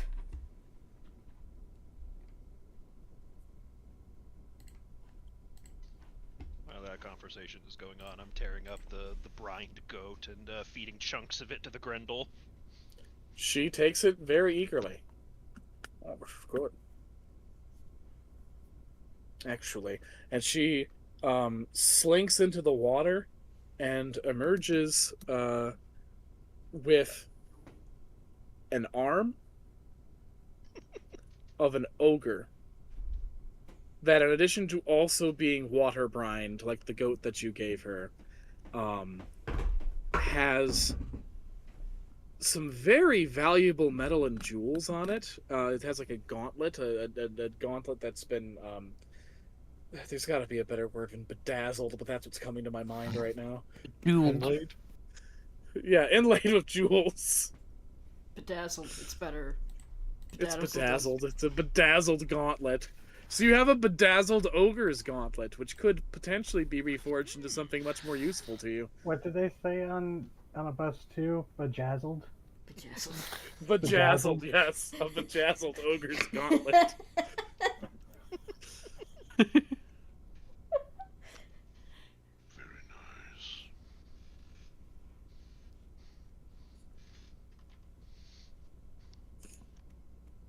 Well, despite our rocky greeting, it was a pleasure to meet you. She looks at you. You are a very strange badger. Badger. Oh, that's a new one. No one's called me a badger before.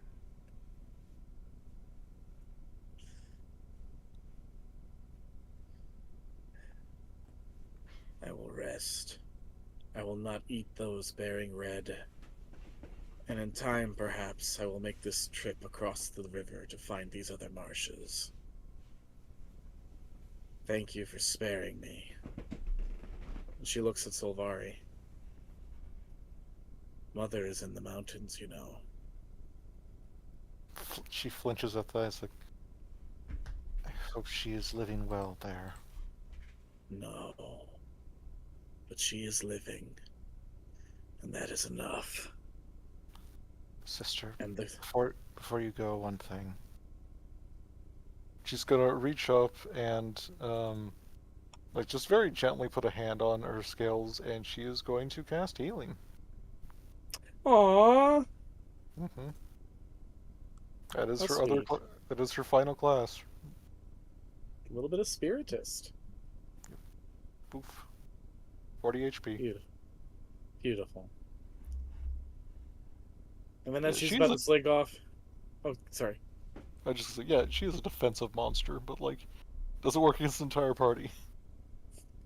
As she begins to slink off, the Skull Splitters go, "Wait! Can we have a lock of your hair to show of our great conquest?"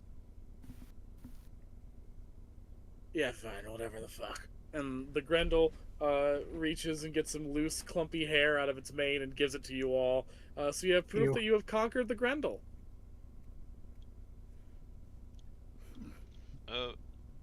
Excellent. You conquered the Grendel! I'm sure it moving into the swamps to the south won't come to any difficulty later. Yeah, I'm sure it was she a very will have smart. a pretty pleasant time until her son decides to move just a little bit further to the west.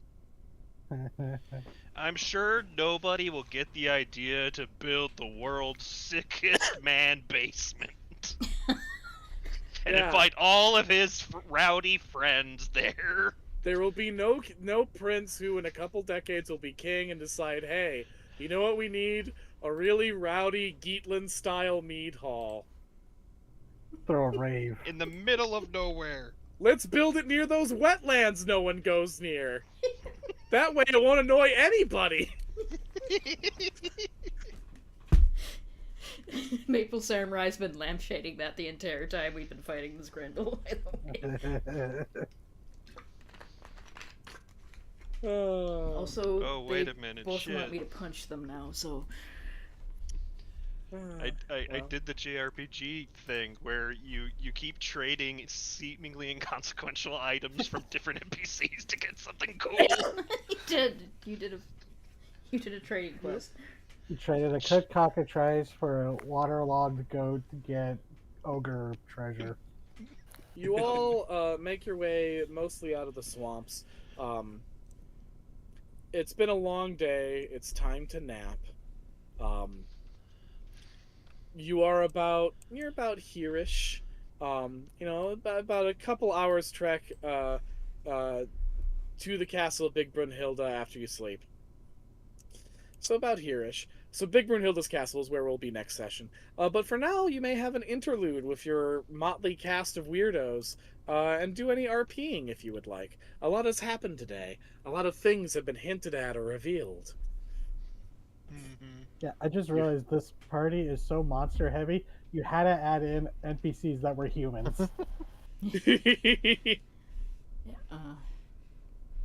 Vala will noticeably stay away from any fire that people make. She doesn't look uncomfortable, it just looks like she's more comfortable away from it.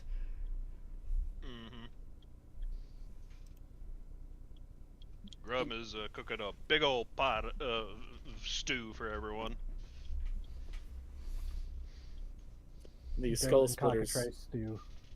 The skull splitters watch very carefully.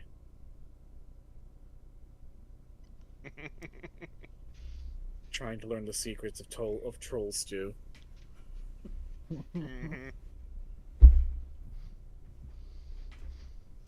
I'll say Silvari stays near the skull splitters. At least as close as they allow. Mage Max sits next to you, Solvari, reaches into one of his pouches and produces a small red and white orb about the size of an apple. There's a white rune on it where the two red and white halves meet in the center. He presses that with his thumb, and the orb bursts into a bunch of sparkling lights that then coalesce into the shape of what initially seems to be a rabbit, until you notice the pair of falcon's wings on its back and horns on its head. Oh, Orpletinger. I'm gonna murder you. He pets the Wolpertinger and scritches between its horns. All right, Pikachu, scout for us, won't you? Dad, I'm gonna kill you. I can't see it. I'm driving to your location later on in next month, so If you never hear from TT again, you know what happened. I Is it snatch a- Pikachu out of the air and throw it into my mouth. Is the Whirlpool an obnoxious yellow and black? No, it's it's. I would say it has I guess a bit of a golden tinge to its fur. Its color scheme is mostly naturalistic, but in the style of arcane creatures and chimeras specifically, it is just a touch saturated to the point where it looks a little magical, a little special. And it fits right in your pocket. What a little monster. I will say that the very unfriendly black cat is also scouting, but every once in a while you just see its glowing red eyes peek out from behind the trees. So very. As- Oh, sorry. No, you go. Does turn to look at the, fey creature.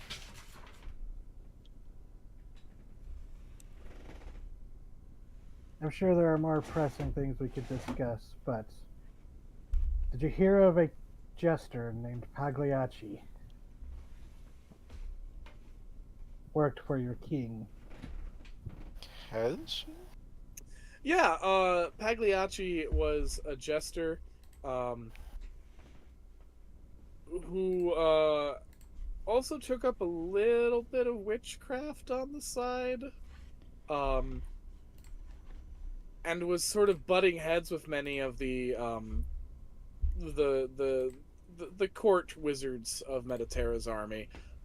Because of that, he didn't want to be the court fool. He didn't want to be a jester. He wanted to raise up in the ranks, and Pagliacci made a deal with a gray monk by the name of Philes. And the monk started training him in better acts of witchcraft. And at one point, Pagliacci invented a scepter based on the jester's staff, which he called the Laughing Stick, and used it to great power and skill, demonstrating it during one battle, only for things to go horribly awry. As whatever power he unleashed with this little magic staff didn't just kill the enemy, it killed the allied army as well, making Pagliacci a criminal of the state and having him go on the run. And it is presumed that he died. Okay, she's going to reiterate this little story. She just keeps giving the shifty eyes. Why do you keep asking about that? Then she looks down to the laughing stick, unless you're hiding it. Oh yeah, not pulling it out yet. It goes, well, I can reassure you. Say hello to Pagliacci. Pulls out the skull. Alas, poor Yorick, I knew him well. I guess That's he poor didn't Pagliacci. die. I didn't know him at all. Just I guess he didn't die. And then there's this. Goes over, picks up the laughing stick where it's been stuck in the ground, so it can just observe. Yeah, looks over at the stick. And you should probably throw that away if it's half as dangerous as I've heard. Dangerous, dangerous. It's all about in the hand of who you wield it. Pagliacci was a fucking moron. Blinks. Oh, by the way, when I didn't put it stuck in, it's how's that for a stick in the mud? As she walked away to go find Solvari. He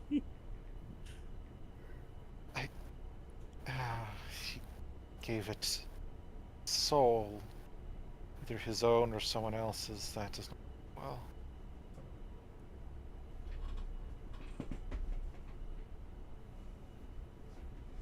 Trust me, I ain't that idiot's soul. His soul's probably burning in Mediterranean, Tartarus.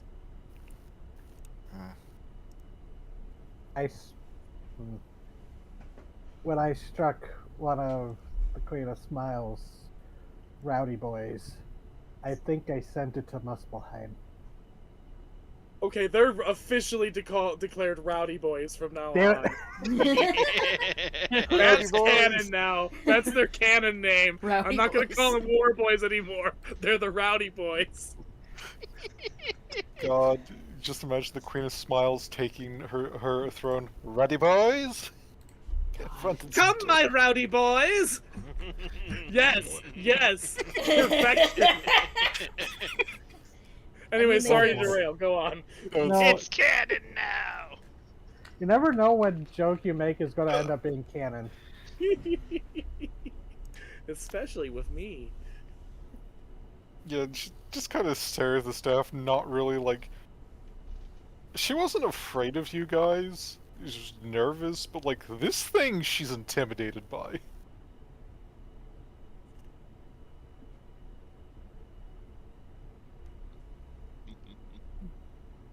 Well, this is informative then. Thank you. Oh. Word of caution. Watch yourself. And then she'll just kind of waddle off or buzz off. Buzz off. Yes. Because she does do that thing where instead of like taking a few steps, she will just like hover over to something. You gotta use your legs sometime, otherwise they'll atrophy. My knees, not so good that what the anymore. cane is Wings for? look good. Yes. Yeah, she's got bad knees. she From realized lack that of it- use. To be No, quite she's honest, old as shit. also the And fact that. like, if you're digitigrade, though, there's going to be hella fucking pressure on your knees. And she's old as shit.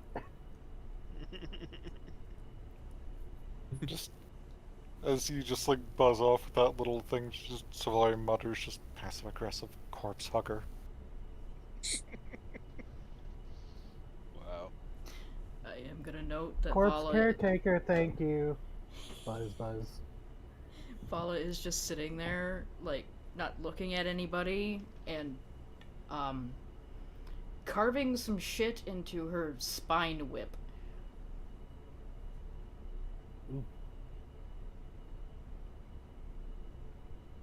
And she just has it draped over her lap with some little tools, and she's making, like... The Skald of the Skull Splitters, the little ginger, wearing a tattered wolf skin as a cloak, sits down next to you and gives you a sharp-toothed grin. There's a cautious glance over. Can I help you? You are a great warrior. Not news. Thanks, though. What is your story?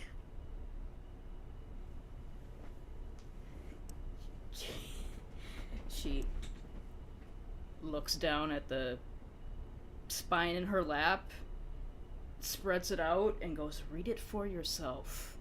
And there is, like, pictures scribshot on all of the spine bits of her story of her life up to this point. She cautiously takes in her hands and looks at it, her yellow eyes going wide. Badass! Writing the story in bones? I should have thought of this! And she begins looking at it. What does she see? Well, she leaves out some of the most obvious stuff that shouldn't be for human eyes. Yeah, the spoilers. Spoilers. It starts with the basic bumbling romance of her husband trying to get her to marry him. Him succeeding and then being ripped apart by Mediterranean soldiers and her ripping them apart in turn. And then her alone for several years. Getting angrier and angrier and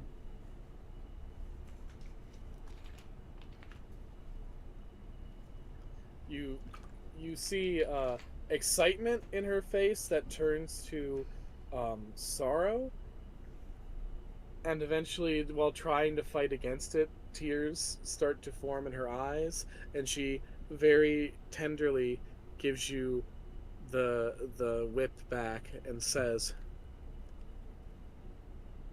"I shall write a song for you, I don't think and it anybody shall would make want to hear people that. weep." Well, that is why you are not a skald.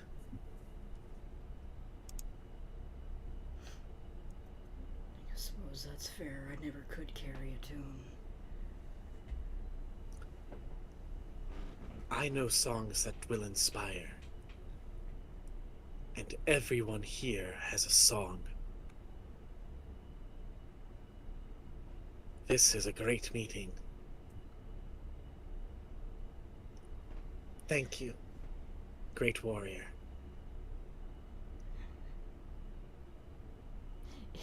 And She's thinking in the back of her brain, it's like, if you knew, would you still think the same?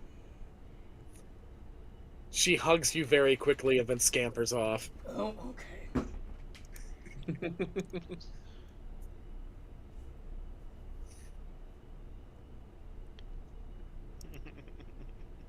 Go back to my scrimshawing.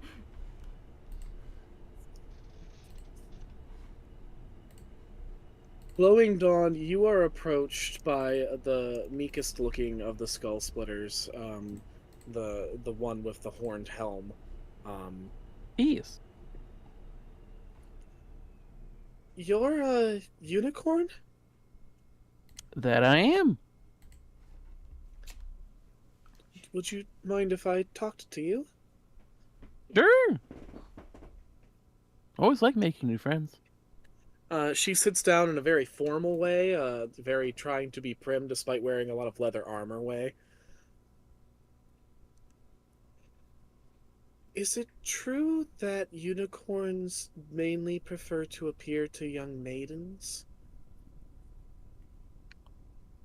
Some of my cousins do have that preference, but we don't judge weird family members for odd tastes. Oh. Generally speaking, a good rule of thumb for most unicorns is unicorns appear either in times of strife, which I would argue this is a pretty big time of strife for you guys. Like, it's so big we noticed it back home. But also, generally, we tend to spend time with people who are, good and awesome and not, absolutely horrifying monsters. Not in the sense of the physical description, but more in the mental and practice kind of People description. who are You know pure what I of mean? heart. Yeah, pure heart stuff. Yeah. Yeah. Some of my cousins get weird about like something called virginity, but I don't know what that is. So. Yeah, that's strange to say and think. But the pure of heart stuff, are you actually able to tell if people are pure of heart? Can I? Yes. Yes. You like not in a full-on D&D detect good sense, but like unicorns are intensely empathic in like a Counselor Troy from Star Trek: The Next Generation way, where they can sort of sense the emotional intentions of a person even if they're trying to hide it. And so they can sense like treachery and deception. Yes. But by the same token, they can also sense when kindness and politeness are coming from a genuine place. Yeah. I guess So, yeah. in a way that means humans have 5 senses, but unicorns have 6. Yeah, and essentially, They pick up on vibes. It's very difficult to lie to a unicorn and get away with it. And it's very difficult to hide like a malevolent intent from a unicorn. Likewise, even if a person thinks very ill of themselves, if their intentions are good, that will shine through no matter how badly they think about themselves. Yeah. So yeah, it's kind of like a sense that unicorns have You know, it's we can sense good intentions, and we're really good at telling when people are trying to hide and deceive things. But like, it's not like in the sense of like, hey, if somebody lied about like, hey, I can't talk about this because it's a deeply traumatic past. That doesn't like make you like evil by any means or anything like that. It's like I can I get a good read on what you want to do and who you are. You know what I mean? So you can tell when people are lying? Oh yeah. Okay.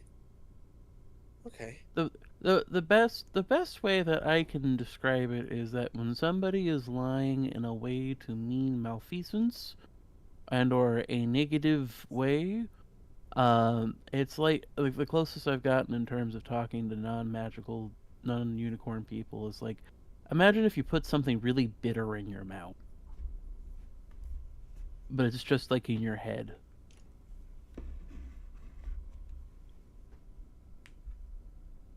Um, are you tasting anything like that now? No? Oh, okay. And she smiles when you are both approached by the leader of the Skull Splitters, who puts a great big arm around her and says, "Arya Loki's daughter! Clearly a pure maid approached by this unicorn." Yep.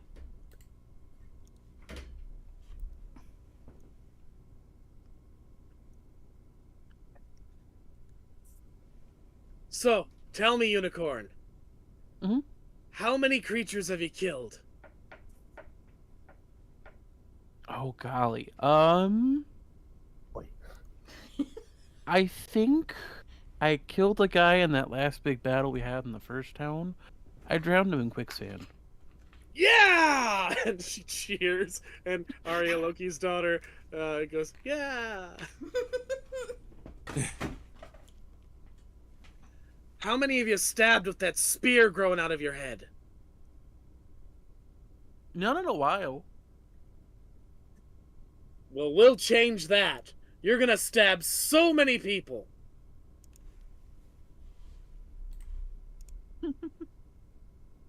Okay then, if I have to. Weirdly encouraging.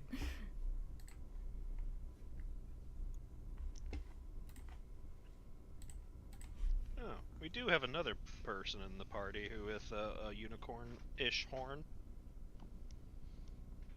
Yeah, I was planning on at some point meandering over. I do think Fine. he. Oh, sorry. Go on, Glowing Dawn.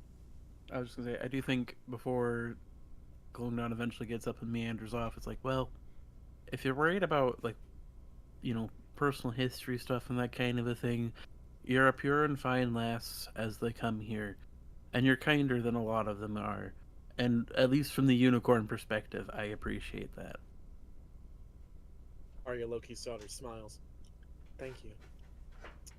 Tyne, the gloomy, kind of creepy looking skull splitter is staring at you with her big wide eyes. Can I help you? Forgive me, I believe I've forgotten your name. She stares at you.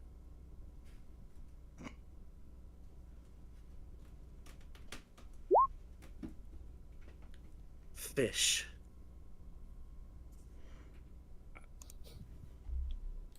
Yes, I was a fisherman after the war for a time. Didn't just get to enjoy that time for long, but yes. She cocks her mane of black, matted hair to the side as she continues to stare at you with that piercing gaze. You're hiding it. Why?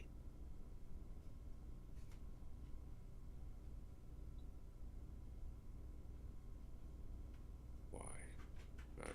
Why? I don't believe I know what you're speaking about. Fish.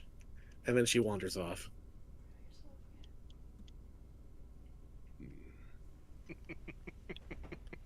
Kind shakes a little bit uncomfortably, kind of his hands hovering over.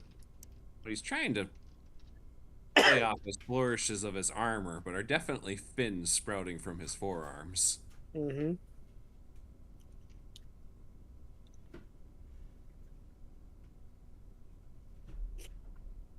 Grum, the tallest and burliest of the skull splitters, has been watching you make soup. Excellent. Linnea the Lacerator points to something in the pot. And what's that? Potato.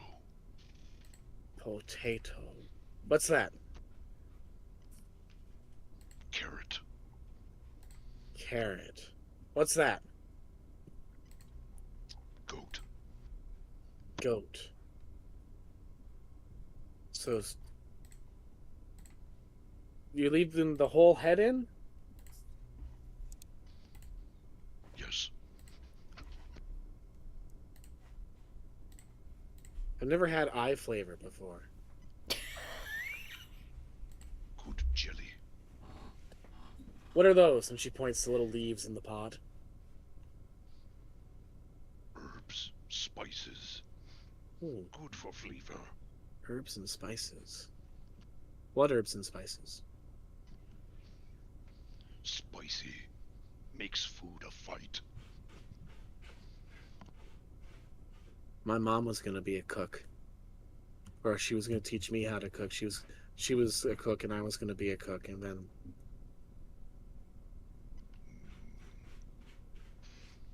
I didn't get to learn. What's that?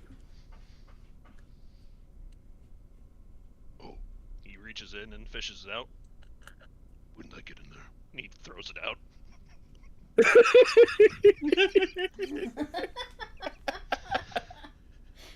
Oh, jeez. What I'm picturing, it was a whole ass squirrel that fell into the pot. Cannon.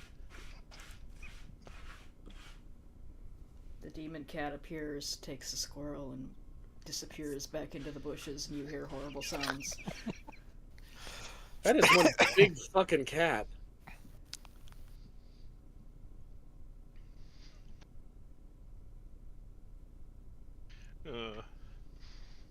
And she looks at you. I'm not gonna apologize for saying fucking.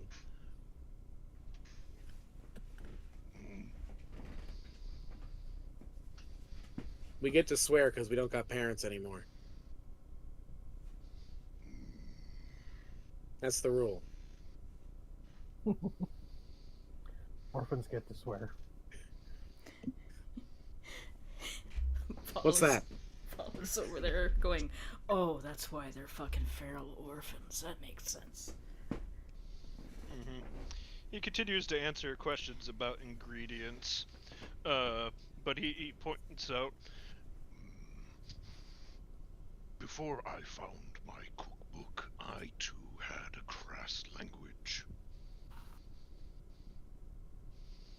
Reading it has expanded my vocabulary.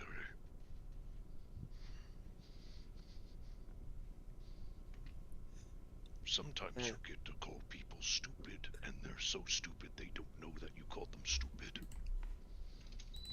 Oh. That's like magic. Yes. Took it from Clever Man. I haven't gotten to read in ages. You wanted to cook. Here, cookbook.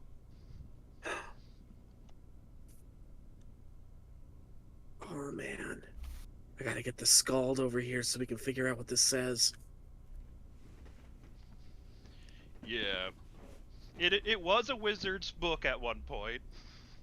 The newest pages are really just ingredients. She scampers off and gets the Scald, the red-haired one, and they start reading the cookbook together.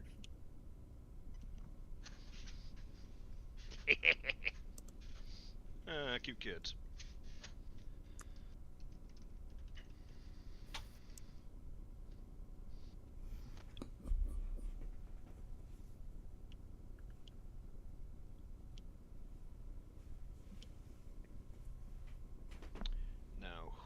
is left?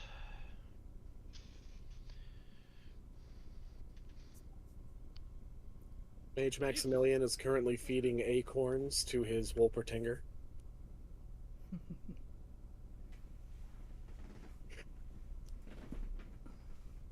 Glowing Dawn wanted to talk to our Right, yeah. But going down just BRB'd. Ah, dang it, Gray! Sorry, I had a small computer problem. Oh, welcome back. What's up? You wanted to speak with the Chimera, the fellow horned one.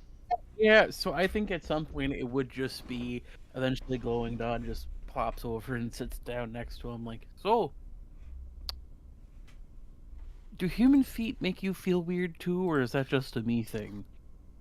I will say, when Glowing Dawn comes closer to Solvari, she makes this weird, like, ugh, face. Like, a weird, almost like, disgust and repulsion. He didn't And then- lie. Like, she kind of does the thing, like, when somebody sits next to you and you really don't care for it, you kind of lean away. She does that. Do you answer Oh, the question? 100% does not notice over the head. Yeah. It's like, no, they're just feet.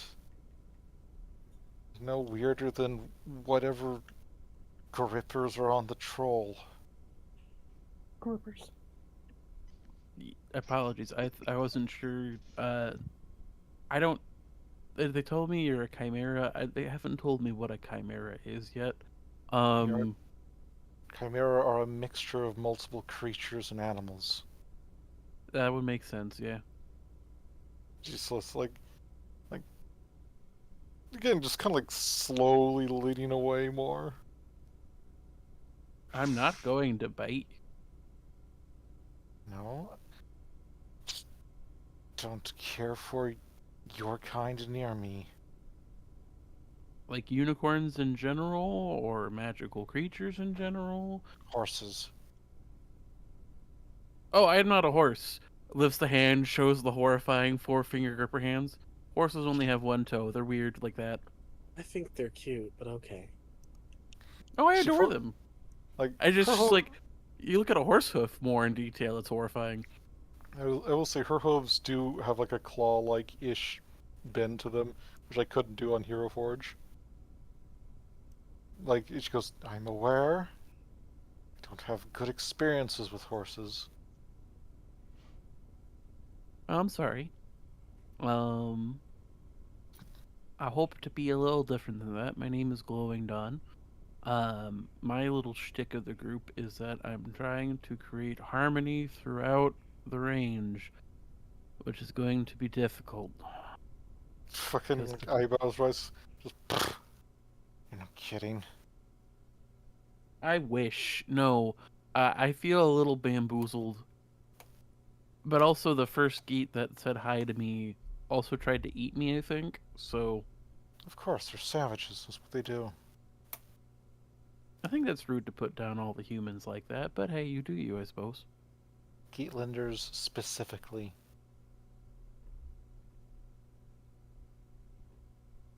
You're with that Centurion guy, right? Yes. He didn't really make a really good impression. Of course, I don't think he saw me there. Or was trying to make an impression to me. The Centurion is didn't. very focused on what he needs to be focused on. This is all a needless distraction.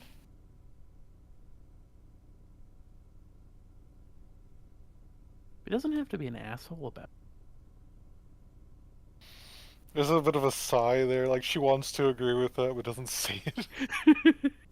It's like, no, like, shit. Like, don't get caught bad mouthing the boss.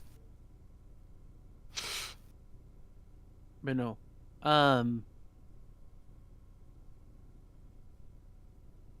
So, I don't know your entire story or shtick. We relatively just met, and in the grand scheme of things, I have had a habit of talking to people I shouldn't have beforehand, but I've also made a lot of good friends doing that way. And I don't know what your problems is with horses or with people or whatever it is, but like you're a friend in my book now. I just appreciate you having around. That look of returns, and she just slowly moves her spear over and uses the butt of her spear to like slowly push glowing dawn like a couple inches away. It's Great. like, God bless you for understanding the assignment of playing a My Little Pony character in a Mad Max inspired campaign. You're my friend now. We're having soft tacos later. But yeah, like they take a little getting used to, but once you get used to them, they should be fine. If you want to, that is, I suppose. I guess you don't have to. little Respecting people's creature, space and prices. Oh, yes. if I am not dead within a week, it will be a minor miracle. Oh, shoot. That's an incredibly pessimistic way to look at your life. Like, that's just downright depressing. Half of these so-called people wish to kill me outright. Yeah, I don't know what's up with one of them, but for the most part, yeah, I think given time, you'll Well, be fine. the knight is sore that his nation nearly lost. Yeah, I'm gonna Yeah. be real with you. I barely know what a nation is. I got a little bit of a gist. It's And like a that- town, but bigger and more complex. Yes, I got that. That's the gist I got. He's and, like she flicks like you see like from the corner of her mouth just flicks like a forked tongue out. It's like if I were to guess, he's projecting slightly. I didn't want to say anything, but yeah, like he projected. What was that? Oh yeah, he's projecting a little bit. I think. I don't know why though. To be honest with you, I've met most of these people within the 2 days. I'm here because Max said, "Hey, do you want to travel around with me?" And I went, "Sure." It's also how I met Grum. She does like another poke and just like pushes him away about another 2 more inches. Does he get key to get like readjusting and getting closer? Like a cat. I do think like you push him away, and like he just kind of like stands up, shuffles back over, plops back down. And it's not like it's like right next to you. Like there's at least like a foot of space between y'all and everybody. Like it's not like he's like leaning on you, but it's just one of those like, eh. Yeah, no, she keeps pushing him away as soon as he comes back. She's not being aggressive about it, but it's clear it's starting to annoy her. Just put Oh, sliding 100%. him off to the side with a wing. It's like that is not for that is not something for me to care about or divulge. His problems are his. When he dies, it will remain his problem.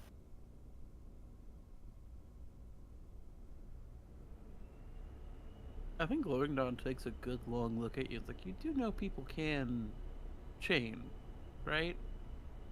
Of course he can change. Don't be stupid. Which means you can change because you're a people. There's a moment where she's, like, for the first time looking at him, does not look in abject disgust.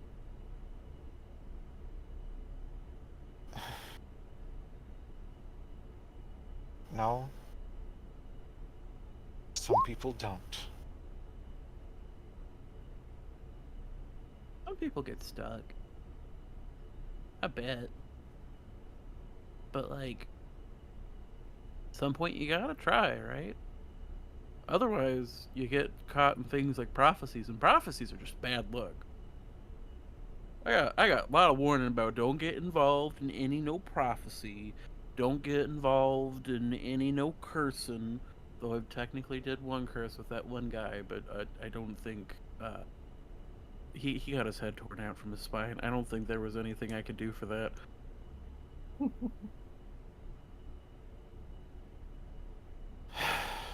Just stares at this little happy horse thing. You're going to Oh. be my friend. This isn't an option. This is a threat. I thought you could said try- you didn't get into prophecy. Yeah. She just looks at me just like, I could turn my spear around right now and hit you right between your ribs. And I could stab you in your ribs. Which But, one? like, what would that solve? Well, for one, it would prove that I am not your friend. That's not fair. Half of these people have tried to eat me and I have befriended them. Ugh. Eating things that talk is weird. That's the life of a unicorn.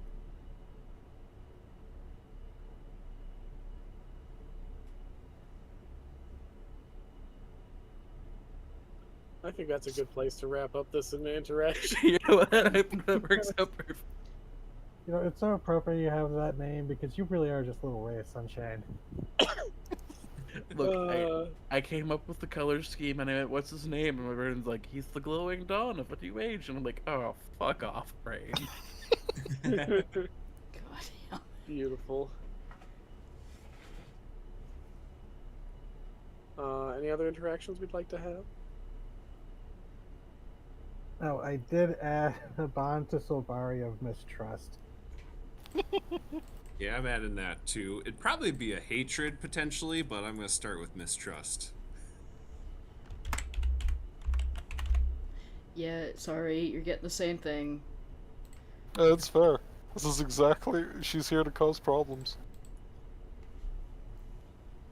You don't want Vala to interact with you right now. He is the Magus of the group. Like, ironically, the only person she formed a bond with was Arya, Loki's daughter. Makes sense. You know, I'm putting a bond of affection for Sylvar. Oh, she would fucking dropkick you into the swamp. Grum doesn't care enough about her yet to form any opinions. And meanwhile, he's forming affection with the kiddos. Maple Samurai says, My Little Pony, friendship is mandatory. Yeah, that's a One Piece, I think.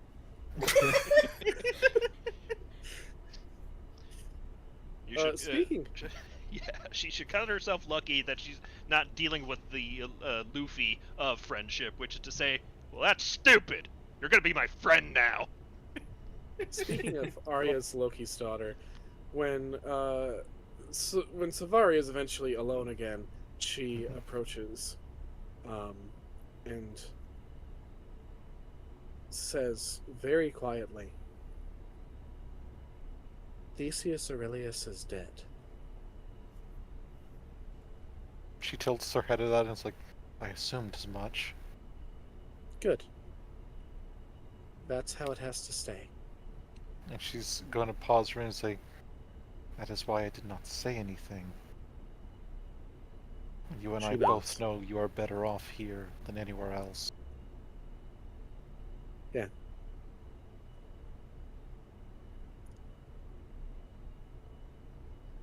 For a moment, she actually looks just a little vulnerable, and it's very obvious Savari is not much older than Arya.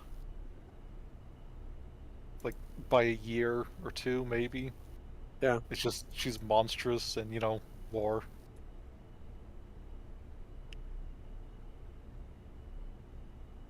We're going to a place where women are fighters regardless of class and social standing.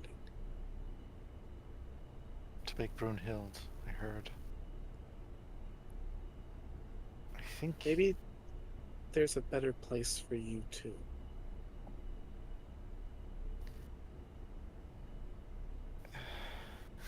Just...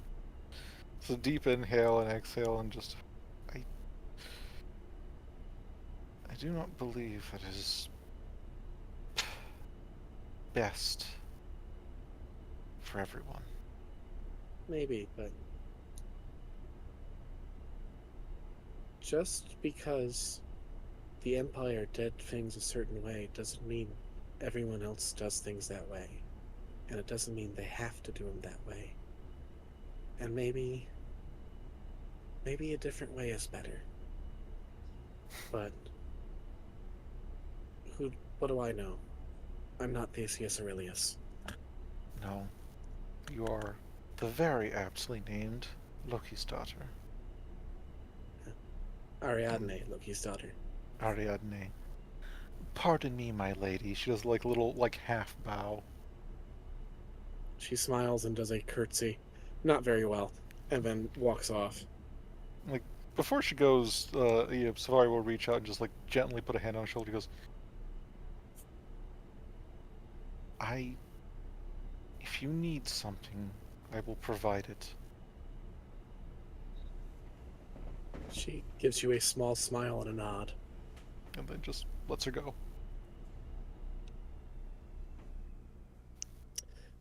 Aiden, the spooky skull splitter girl, is staring at you.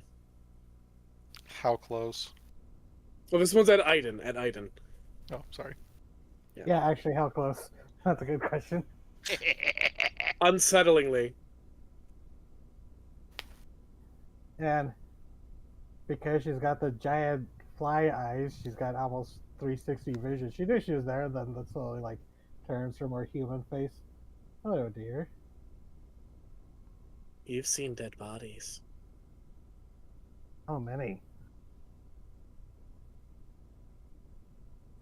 Why? Do you ask?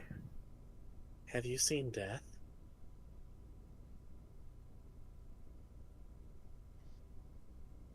Hmm. I've been I around death. I have. Not Hela, not a Valkyrie.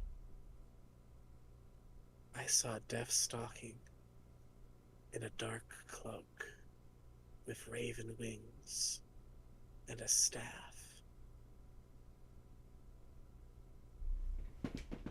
You saw grandfather. Yes.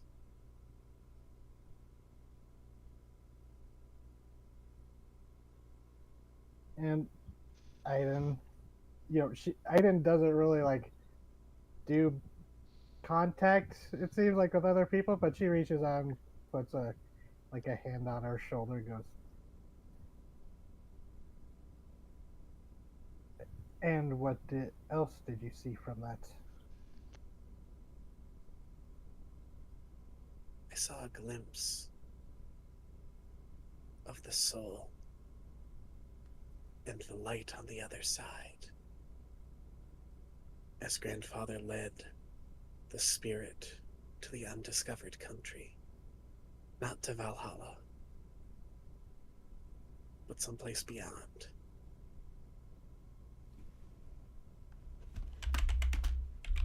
There are many destinations past the doorway of death, and many who guide them to that. The Valkyries take the honored dead to the feast halls. The Mediterraneans, they are guided down through the river to drink and forget. Others have their own.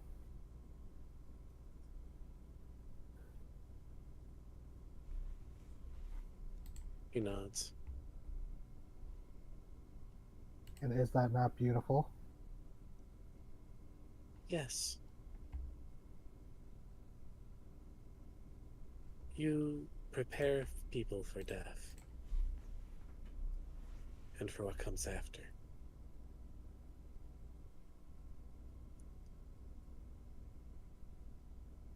You tend to corpses.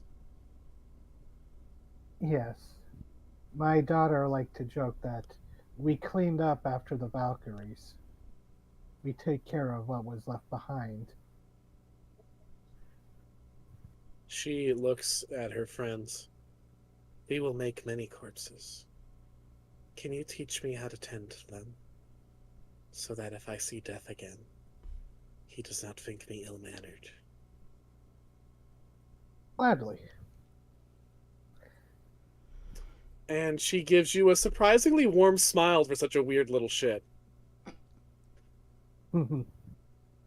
And Aiden will do the pat her on the head, much like she would pat her daughter on the head, who is now a full-grown woman off somewhere.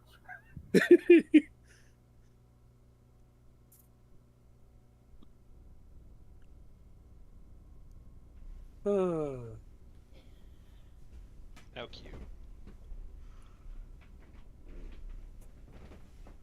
If no one else has anything, I have one more little encounter I'd like to do before I'm done for the night.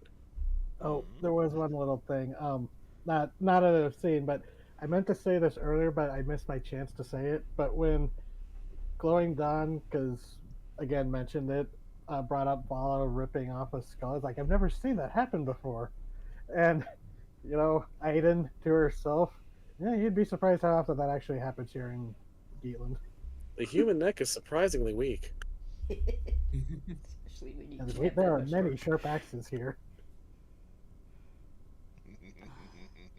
Not unless there's an organic way for me to go over to Sylvari, but I don't think she would. I think both of them would stay far away from each other.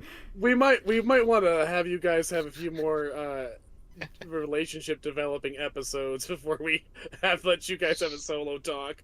Might Solo burn. end up becoming PvP to start the session and then end the session.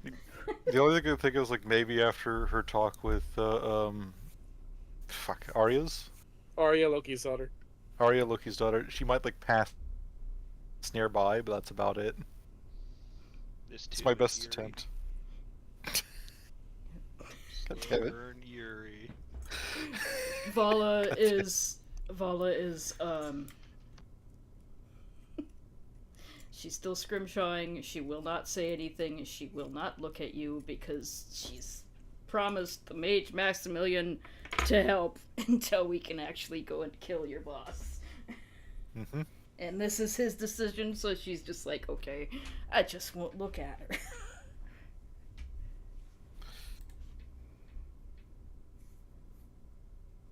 Yeah, I don't think she'd willingly engage. Yeah, so no. I kind of think you two passing by each other very tensely is pretty cinematic in of itself. Every time you pass by her, you feel colder. Mage Max approaches you, Sylvari, with his big fucking winged horned rabbit in his hands, petting it. So, were you made by a mage or by another chimera? How much do you know of chimera craft? He looks down at the Wolpertinger and raises it up just slightly in a gesture of a pretty decent amount.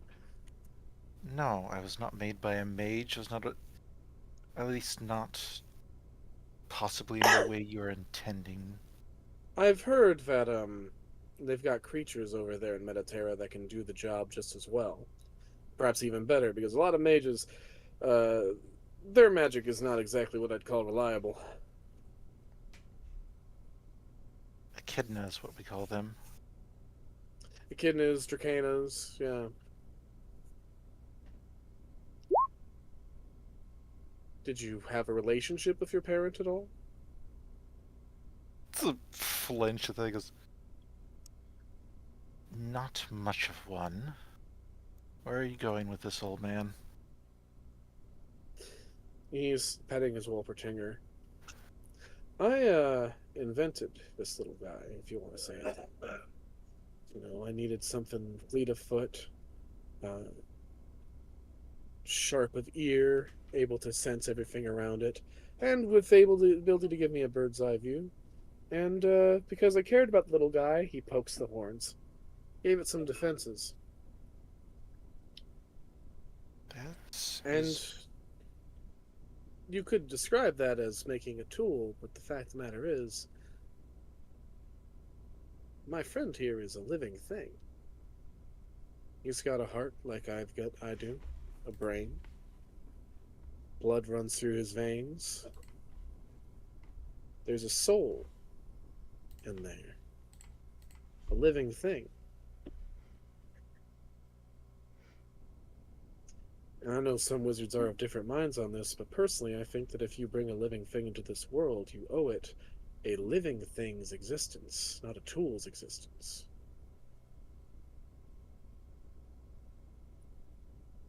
Hmm.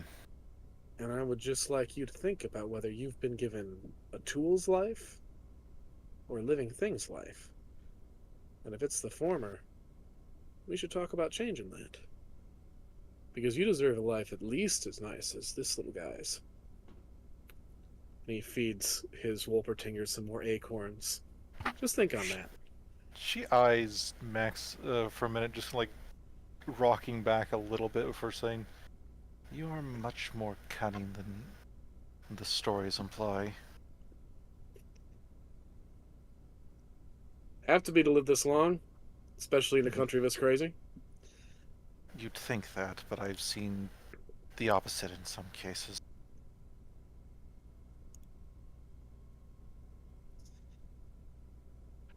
Well, most of the Geats who live the opposite are pining for an early death.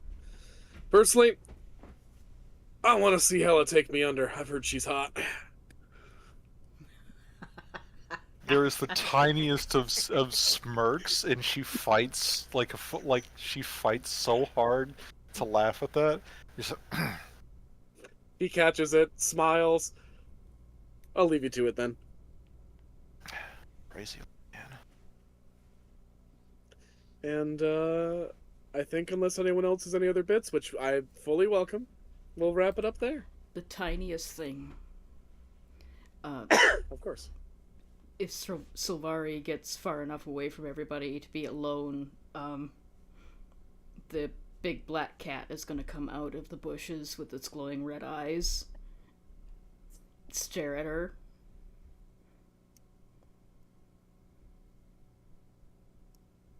Okay. She probably would be on the peripherals, at least within sight of the group, because, yeah, someone might start launching attacks at her if she tries to actually move beyond that. She sees the cat and just looks at it like, oh, you're that woman's beast. The cat rocks back and stands up on two hind legs, and you see the shadow behind it grow wings, and it goes, "No one will ever fucking believe you," and then he leaves. Yeah, that's our end. Good night, everybody.